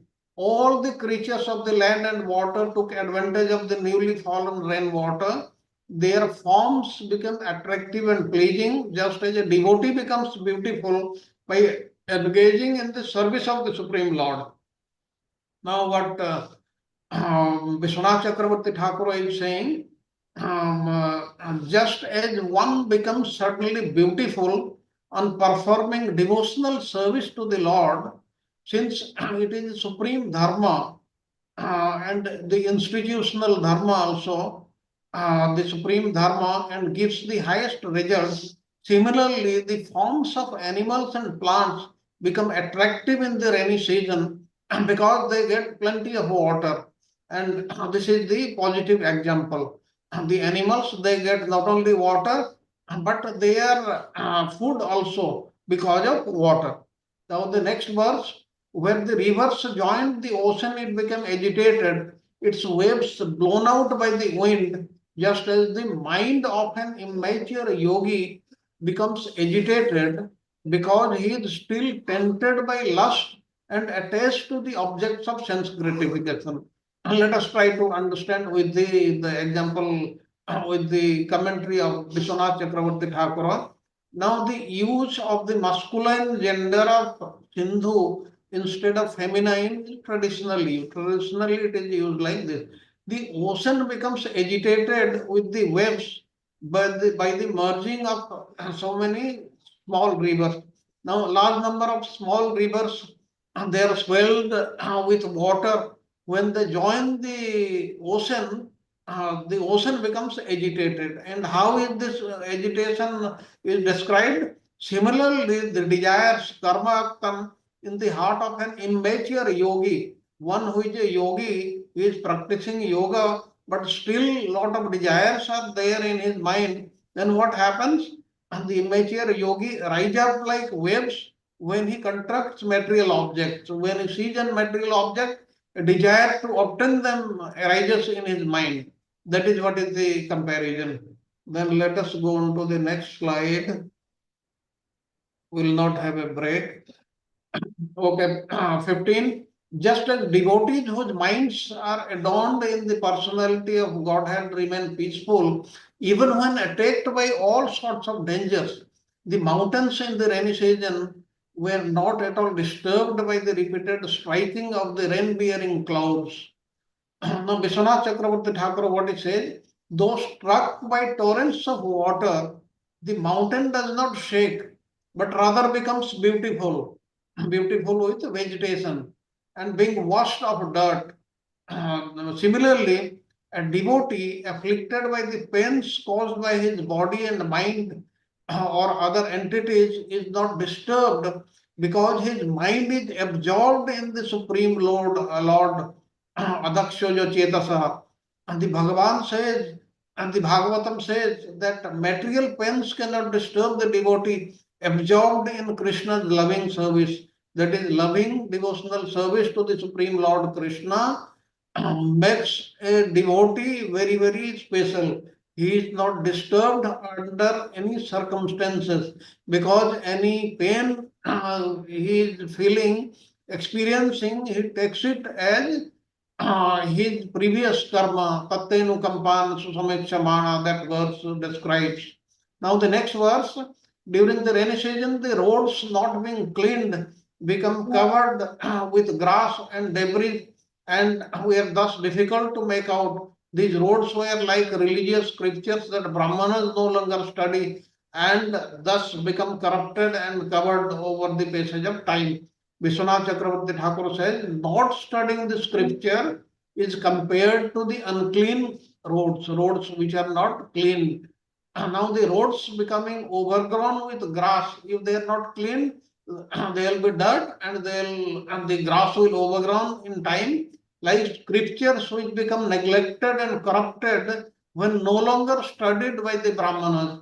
That's why for a devotee one should study the scriptures and the authorized scriptures only. Then the next verse, though the clouds are well wishing friends of all living beings, the lightning, fickle in its affinities, moved from one group of clouds to other like lusty women, unfaithful even to virtuous men.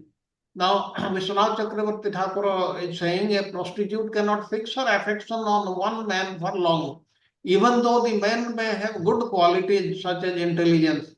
Similarly, the lightning moves from one cloud to other without lingering very long.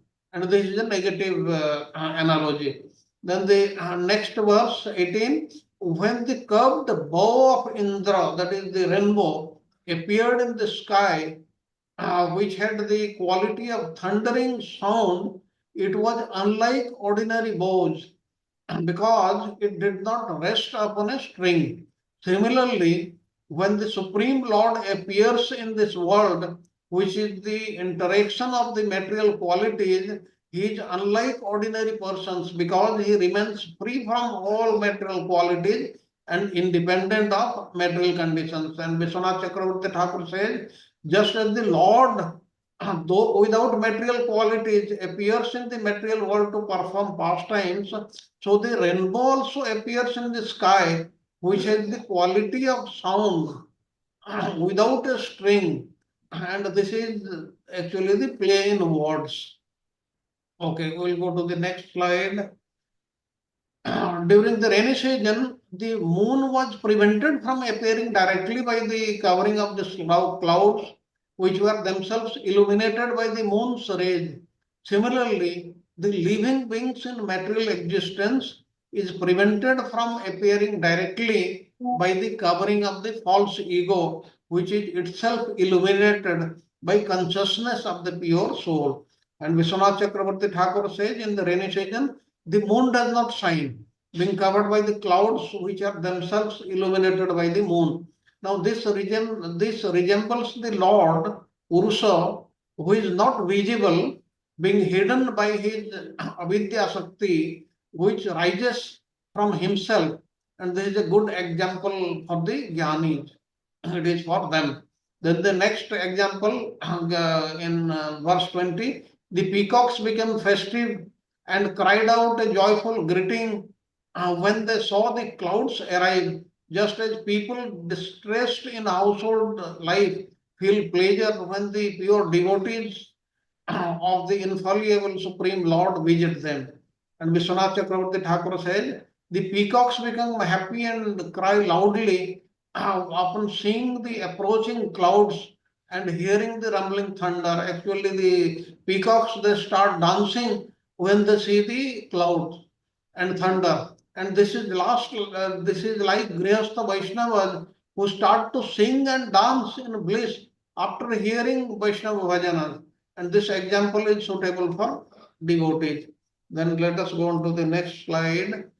The trees had grown thin and dry, but after they drank the newly fallen rainwater through their feet, their various bodily features blossomed.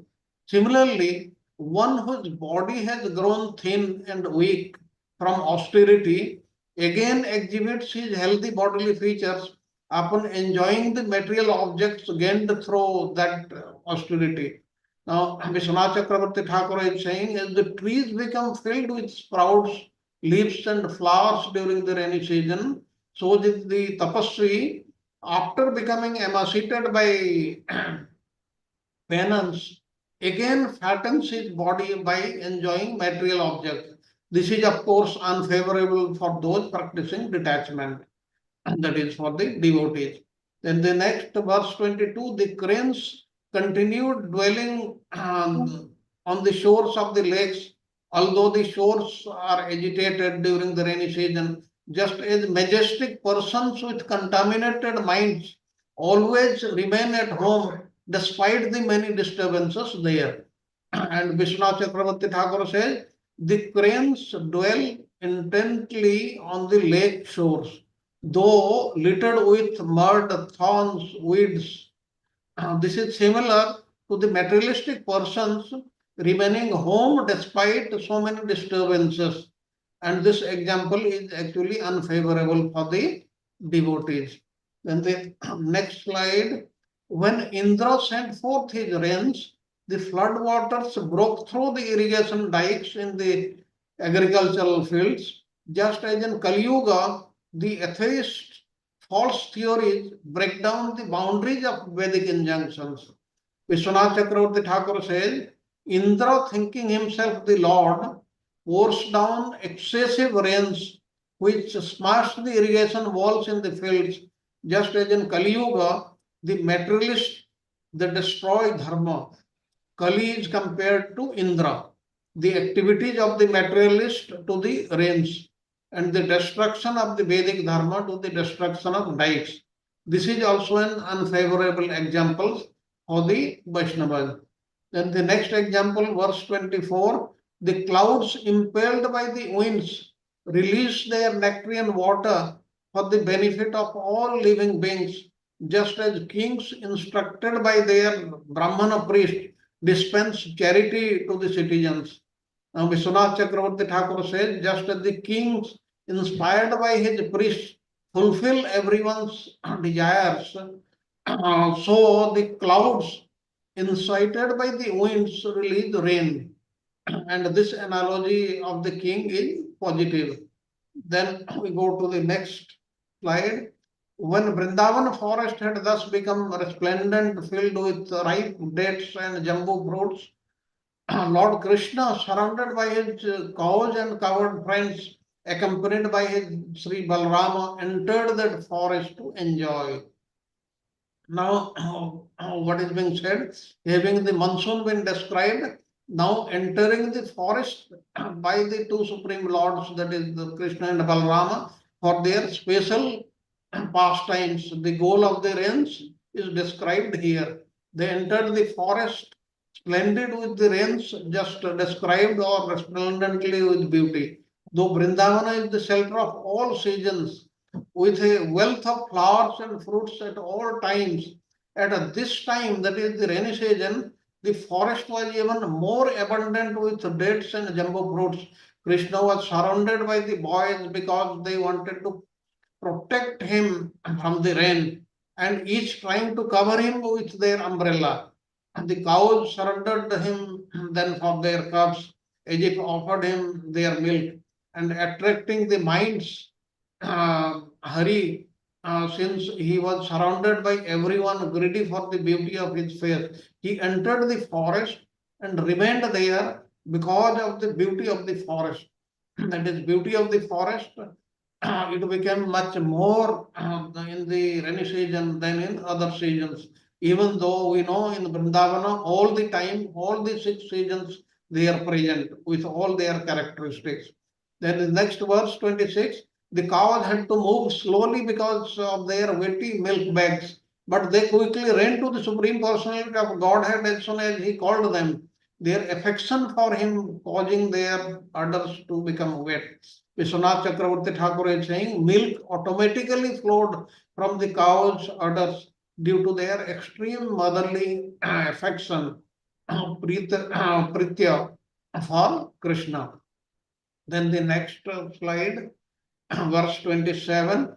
And the Lord saw the joyful aborigine girls of the forest, the trees dripping sweet sap, and the mountain waterfalls of the resounding indicated that there were caves nearby.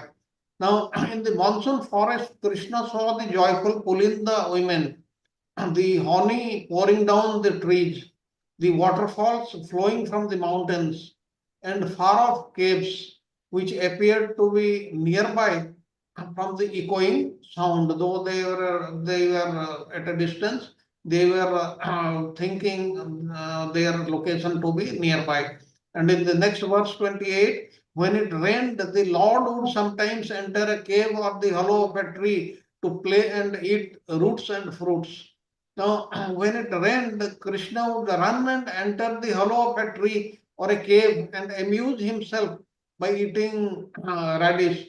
There are two types of radish, round ones and long ones. That we know. Then the next slide, verse 29, Lord Krishna would take his meal of boiled rice and yogurt sent from home in the company of Lord Sankarsana, and the cowherd boys who regularly ate with him, they would all sit down to eat on a large stone near the water. Now, Vishwanath Chakravarti Thakur says, servants should bring food from Krishna's house to a place called Chak. And now, you know, they used to bring their tiffins also, carrying food with them, but they used to eat them early. They used to come, play for some time, eat them. Then for their actual lunch, they used to be brought by the servants and the other people to where they were grazing the cows. Now Krishna sat on a stone slab near the water. Even today, people can see that eating place on the bank of Kunda. Now 30 and 31, Lord Krishna watched the contented bulls, calves and cows sitting on the green grass and grazing with closed eyes. He saw that cows were tired from the burden of their heavy milk bags.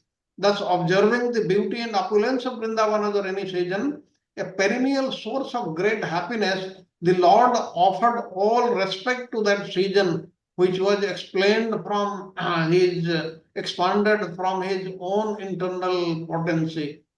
And then go to the next slide. We will not have the break.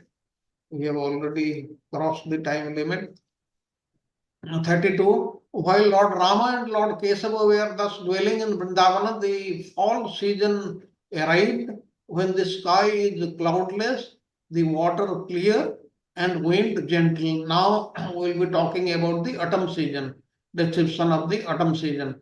Now, the autumn season, which regenerated the lotus flowers, also restored the various bodies of water to their original purity. There was no mud in the water, they were clear. Just as the process of devotional service purifies the minds of the fallen yogis when they return to it. Vishwanath Chakravarti Thakur is saying, due to the autumn season, the lotus flowers blossom and the lakes become crystal clear. Similarly, by engaging in devotional service, the heart becomes purified, and then Sri Krishna appears. He will appear only in a purified heart and not in a dirty heart. And the autumn season is compared to devotional service the lake to the heart, and the appearance of Krishna is compared to lotus. And this is a positive example. Then the next. The devotees, excuse me, the devotees, you notice now the description of autumn is beginning now. So this is he's setting the stage for ultimately Rasa Leela. You'll see that very methodically he's setting the stage. Yes, probably. Now, autumn cleared the sky of clouds, let the animals get out of their crowded living conditions, cleaned the earth of its covering of mud, and purified the water of contamination. In the same way that loving service rendered to Krishna frees the members of the four spiritual orders from their respective troubles. And the brahmachari, grihastha, vanaprastha, and sannyasa all are benefited. How? Because of devotional service. A brahmachari, let us go through the comments. Bhakti takes away the trouble of a brahmachari, such as fetching water for the guru, because the guru does not use a brahmachari full of bhakti for that purpose. And what about grihastha? Just as bhakti takes away the grihastha's tumult of associating with children and so forth by bringing about within them a taste for dwelling in seclusion. Similarly, autumn took away the crowded condition of beings. They reside crowdedly due to the fear of rainy season. And next, just as bhakti takes away the recluse's trouble such as having dirt on oneself. So autumn took away the mud from the earth. And what about brahmachari? Just as bhakti dispels the renunciants such as having dirt on oneself. So autumn takes away the mud from him also. Then we go to the next slide. Now, when the clouds are filled with water, they are dark and cover the sun rays. Just as the material mind of an impure man covers the soul shining within, but when the clouds pour down their rain, they become white and then brilliantly reflect the shining sun. Just as a man who gives up all material desires and sinful propensities become purified, then brilliantly reflects his own soul and the supreme soul within. The clouds, having given up all they possessed during the rainy season, shone forth with purified effulgence, just like peaceful sages who have given up all material desires and are thus free of all sinful propensities. Vishwanath Chakravarti Thakur says, as the munis become purified by giving up all sinful propensities and material desires to attain sons, wealth, and followers. Similarly, after expelling all the rain, the clouds become pure and white in color. This is the positive analogy. And verse 36, during this season, the mountains sometimes release their pure water and sometimes did not. Just as experts in transcendence transcendental science sometimes give the nectar of transcendental knowledge and sometimes do not. And Vishwanath Chakravarti Thakur says, here he refers to the teachings about the Supreme Lord, and Jnanina means experts in devotional wisdom such as Narada Muni, Prahlad Maharaj, Jadabharata and others. They gave knowledge to the hunter, King Rahugana and the children of the demons, but not to others. They give those fortunate souls who desire to know. In a similar way, in autumn, the clear water from the mountains only flow in some canals. Now the next slide. The fishing swimming in the fish swimming in the increasingly shallow water did not at all understand that the water was diminishing, just as a foolish family man cannot see how the time they have left to live is diminishing with every passing away. Like an ignorant man who is attached to family life does not realize that his lifespan is decreasing at every moment. Foolish fish also who play in the shallow water do not realize that it is decreasing every moment. This is the negative analogy in autumn season. Water is much less than what is in the rainy season. Next verse, just as miserly poverty-stricken person overly absorbed in family life suffers because he cannot control his senses, the fish swimming in the shallow water has to suffer the heat of the autumn sun. As poor man suffers while supporting a large family, so the fish in scarce water must endure the painful heat of the autumn sun. In the previous verse, a wealthy family man was described, whereas here the negative effects of a poor family man is described. Or this verse can be taken to refer the suffering of the attached family man mentioned in the previous verse. Now the next verse, gradually the different areas of land gave up the muddy condition and the plants grew past their unripe stage in the same way that sober sages give up egotism and progressiveness. Now these are based on things different from the real self, namely the material body and its byproducts.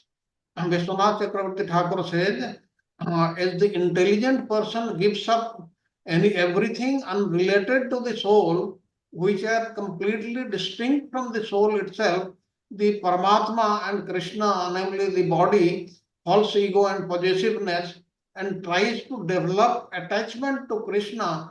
So the fields give up their muddy condition and plants give up their unripe stage. And the next slide. With the arrival of autumn, the oceans and the lakes become silent, their water still, just like a sage who has desisted from all material activities and give up his recitation of Vedic mantras. As the sage with a motionless mind stops chanting the Vedas with the coming of autumn season, the lakes and oceans they become motionless and stop roaring. This refers to a place called Satovasa west of Mathura. This is a positive comparison. The next verse 41, in the same way that the practitioners of yoga bring their sense under strict control to check their consciousness from flowing out through the agitated senses, the farmers erected strong bunds, mud banks to keep the water within their rice fields from draining out. Now the farmer keeps the water lying in the fields after the rainy season from running out with the dikes, just as the yogi controls his senses to prevent his consciousness from flowing out due to agitation of the senses. And this is a positive the comparison. Then the next, we are coming toward the end. The autumn moon relieves all creatures of the suffering caused by sun's rays, just as wisdom relieves a person of the misery caused by his identifying with his material body, and the Lord Mukunda relieves Vrindavana's ladies of the distress caused by their separation from him. As knowledge takes away suffering arising from bodily identification, Lord Mukunda or Krishna takes away the suffering of the women of Braja, the gopis. So the rising moon takes away the heat from the midday sun. And 43, free of clouds and filled with clearly visible stars, the autumn sky shone brilliantly, just like the spiritual consciousness of one who has directly experienced the purport of the Vedic scriptures. As the heart, which directly experiences the Vedic wisdom is endowed with spiritual goodness and shines brilliantly. So the moon and the stars shine brilliantly in the cloudless sky of autumn. The sky is compared to the heart. The absence of clouds is compared to excellence. And the autumn season is compared to the Vedas. The stars are compared to the Niskama Karma Yoga and Jnana Yoga and Tapa Yoga. And moon, the leader of all the stars, is compared to Bhakti. And this is a positive comparison. Then the next slide, the full moon shone in the sky surrounded by stars, just as Sri Krishna The Lord of the Yadu dynasty shone brilliantly on the earth, surrounded by all the branches.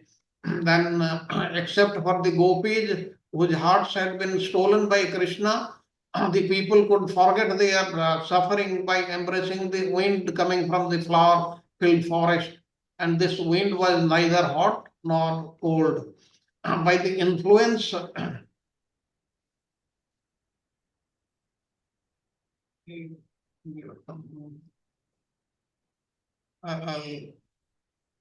this we have gone through. The full moon shone the sky surrounded by stars, just like Sri Krishna, the Lord of the Yadu dynasty. Okay, we have seen this.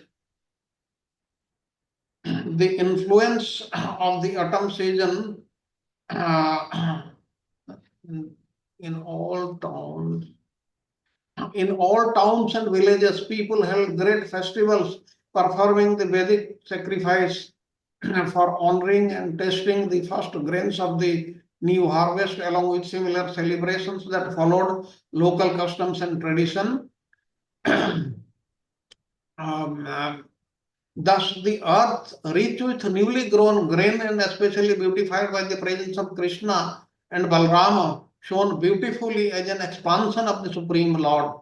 And the merchants, sages, kings, and brahmacharis, students kept in by the rain, we are at last free to go out and attain their desired objects, just as those who achieve perfection in this life can, when the proper time comes, leave the material body and attain their respective forms. And Vishwanath Chakravarti Thakur says, the merchants, sages, kings, and students who are confined to their rooms by the rain left when the rain stopped and attained their desired goals, namely money, independence, power, knowledge. This resembles realized transcendentalists who at the time of death attains forms like the eternal associates of the Supreme Lord. And with this, I come to an end of today's class.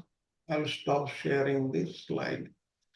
Now the session is open for questions and comments.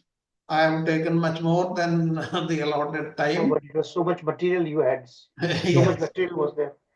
Just imagine when I was preparing how much, Yes, yes. how many sleepless nights I must have spent.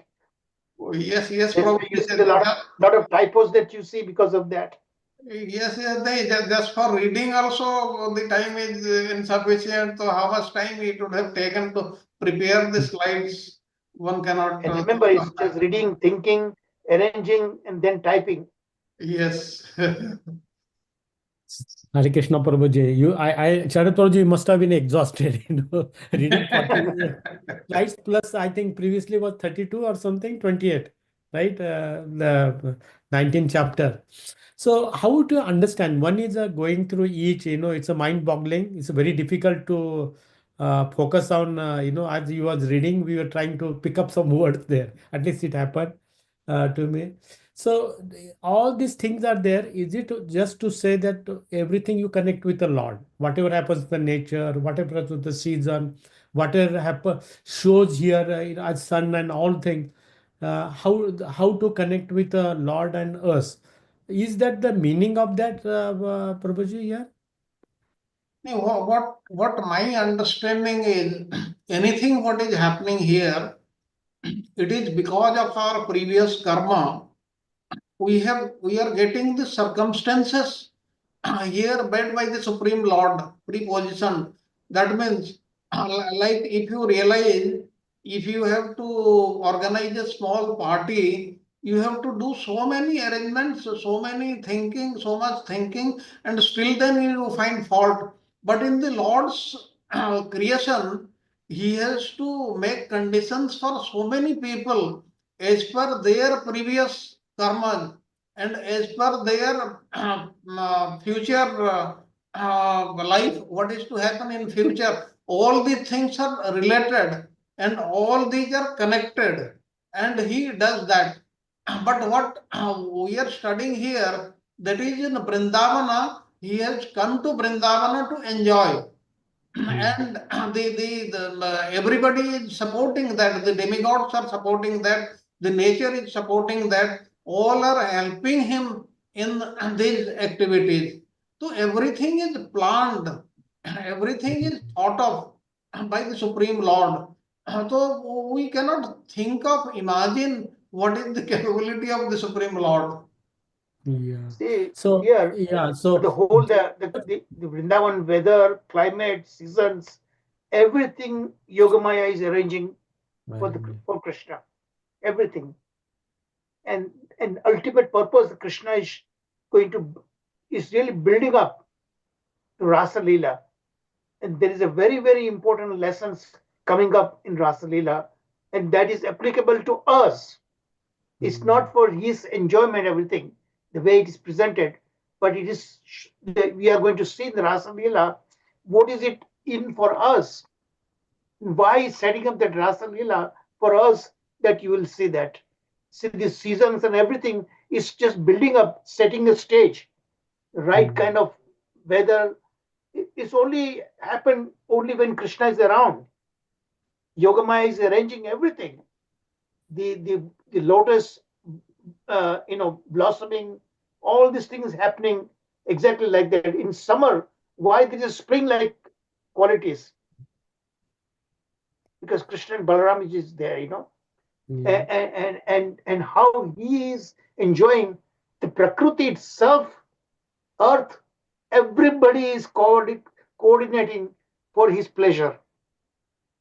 So, Prabhuji, that is there, but what I'm amazed, the way details are given. Everything in it is as cloud and the lighting, and how the ponds and the water. So much of the details. As Sarath Prabhuji is mentioning, Lord has organized so nicely everything, and still people believe everything is by chance happening. In It's a for a material world, purpose. right? It's a And look chance is out, happening. There's no God creation. There's no hand of somebody who does so nicely and so perfectly, right? everything is methodically done for a purpose. Yes. And our acharyas are showing us exactly. See how they show the beautiful example. Sun is taking the water in the summer season and then returning back in the rainy season. Okay, and then the autumn season takes place. All this thing is connected exactly how it is done here. The beauty part of it.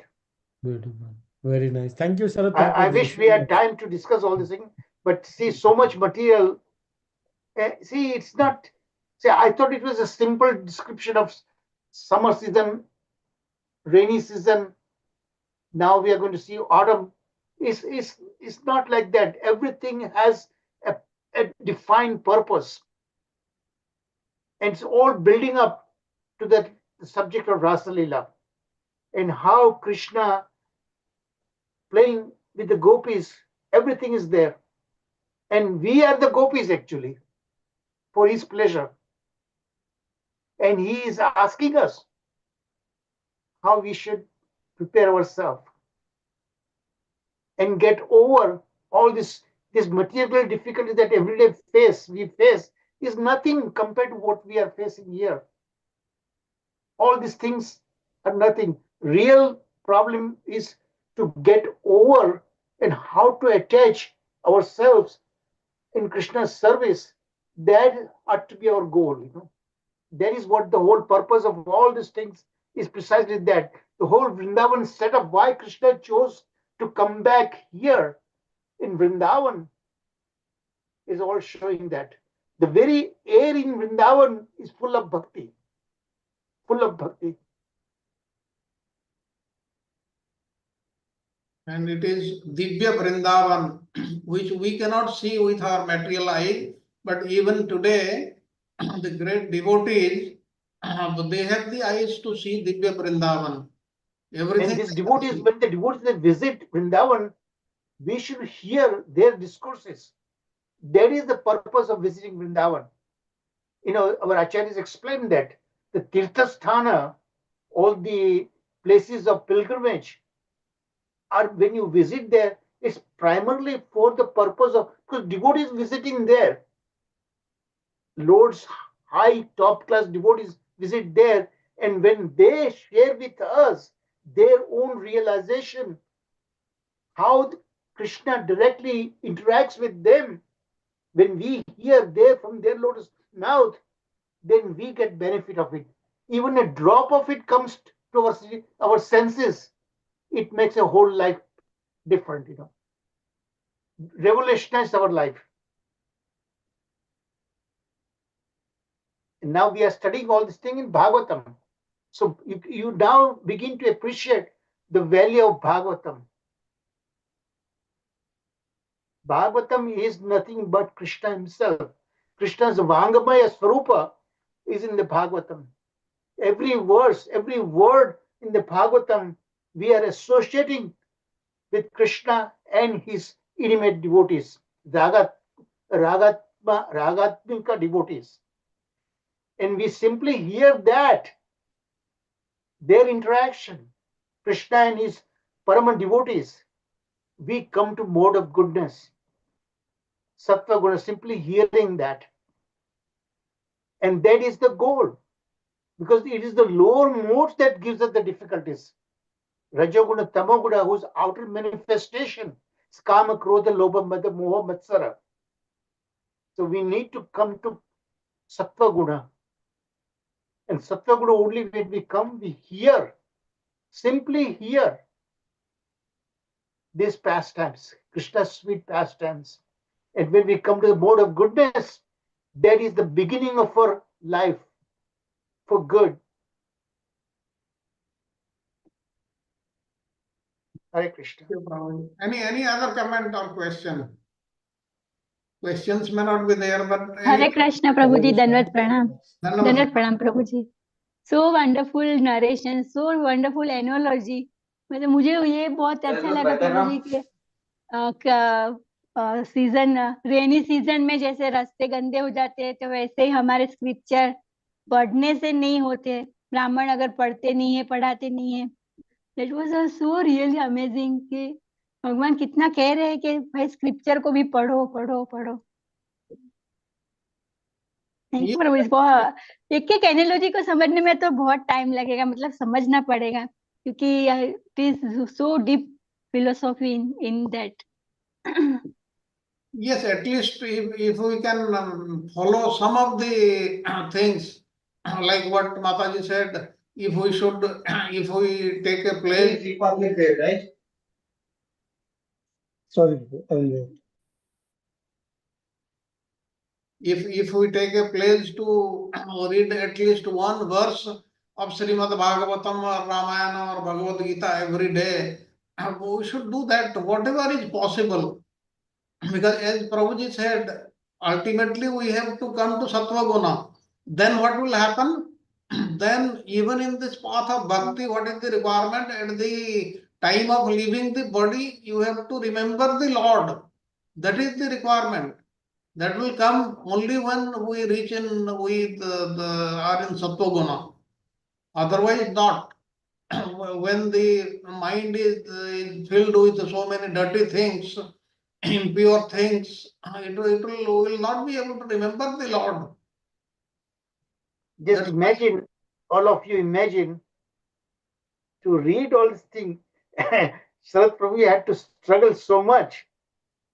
Just imagine how much I must have gone through that. I feel myself so fortunate. The tail end of my life is being spent every hour, every minute in doing these things. That is my bhakti, that is my service to all of you, and through you to the Supreme Lord. I feel myself so fortunate. Last 20 years plus, 20 plus years being spent like that, 16, 18 hours a day, so many sleepless nights. Krishna is engaging me. And you learn from me all these things. You are hearing. You are the purpose. You are the vehicle through which I am serving the Lord. I am doing this thing for all of you. Actually, I am serving the Lord. and you are hearing this thing, you are serving the Lord and you are serving yourself. It's a so perfect combination Krishna has created for both of us. Just think it from that angle. We all came together not by any kind of accident or by chance. It is all by divine arrangement. You and I, all of us are together in this boat. This is a boat taking us from this Bhavasagara. Yes, Prabhuji, it is very true. We are so fortunate. We are also We are all so organized fortunate. by a divine arrangement. Yes. And also we have to remember that the Lord is most compassionate and considerate to us. Like I'll just read out, I'll say one verse from Yavanacharya. He says, त्वद् अंग्रि मुदिश्य कदापि केनचित् यथा तथा वापि सकृत् कृतंजलि तदैव मुष्णति अशुभ उष्णाति शुभानि पुष्णाति नाजतो ह्यते. That means whosoever in whatever manner and at whatever time just folds his palms and offers obeisances at the lotus feet of the Supreme Lord, only once it rids him of all impurities and contributes to his well-being at all times. He is most happy to see us surrendered to him. That's why we should get surrendered to him and do what is given by our previous acharyas, by our Guru Maharaj, what is given in the Shastras. The simple things we should do. And if we do, then we will be able to achieve what is required out of us. So if Thank you so much, and thank you all of you. I'm very sorry the time is out now. Yes, yes. So we conclude the class now. To sing a prayers. Namaste Narasimhaya. Namaste Narasimhaya. Prahlada Prahlada Hiranyakashipurvakshaha. Hiranyakashipurvakshaha.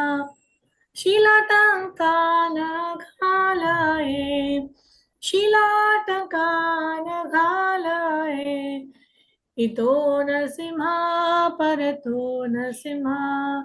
Ito Narasimha Parato Narasimha. Yato yami tado Narasimha. Yato yami tato Narasimha. Bahe Narasimha Hrudaye Narasimha. Bahe Narasimha Hrudaye Narasimha. Narasimhamadhim Sharanam Prapade. Narasimhamadhim Sharanam Prapade. Tavakara Kamalavare Nakha Adhuta Shringam Dalita Hiranyakashipu Tanubringa Keshavadrita Narahari Rupa Jai Jagadish Hare Jai Jagadish Hare Jai Jagadish Hare Jaya Keshavadrita Narahari Rupa Jai Jagadish Hare Jai Jagadish Hare Jai Jagadish Hare Jaya Nrsimhare Jaya Nrsimhare Nrsimhare Jaya Nrsimhare Jaya Prahlad Maharaj Jaya Prahlad Maharaj Prahlad Maharaj Jaya Prahlad Maharaj Jai Jai Prabhupada Prabhupada Prabhupada Jai Jai Prabhupada Narasimhadeva भगवान की जय भक्तराज प्रहलाद महाराज की जय शिला प्रभुपाद की जय Hare Krishna thank you very much Hare Krishna. and Thank you, all the Prabhu. devotees. Wonderful class. Hare Krishna. Thank you very much. Thank you, Prabhuji. Bye. Thank Today you, you, nowadays Prabhuji. in for the wonderful California, class. there is a Dandavat pranam. forest fire, Prabhuji. Sharad Prabhuji, thank you, Chandravai. Thank you, everyone. Very Thank good. you. Thank you, Bhaiji. Thank you, Sharad Prabhuji. Thank you so much. Thank you. Thank you for your Thank you hard work, all. Charu Prabhu and Charu Prabhu. Thank you all. Very, very Appreciate available. very much. Hare Krishna. You are my cause. You all of you my cause. Hare Krishna. We are So just we watching actually. meet next week then. Yes, Prabhu. Hari Bol. Hari Bol. Hari Bol. Hari Bol. Hari Bol. Sharat Prabhu.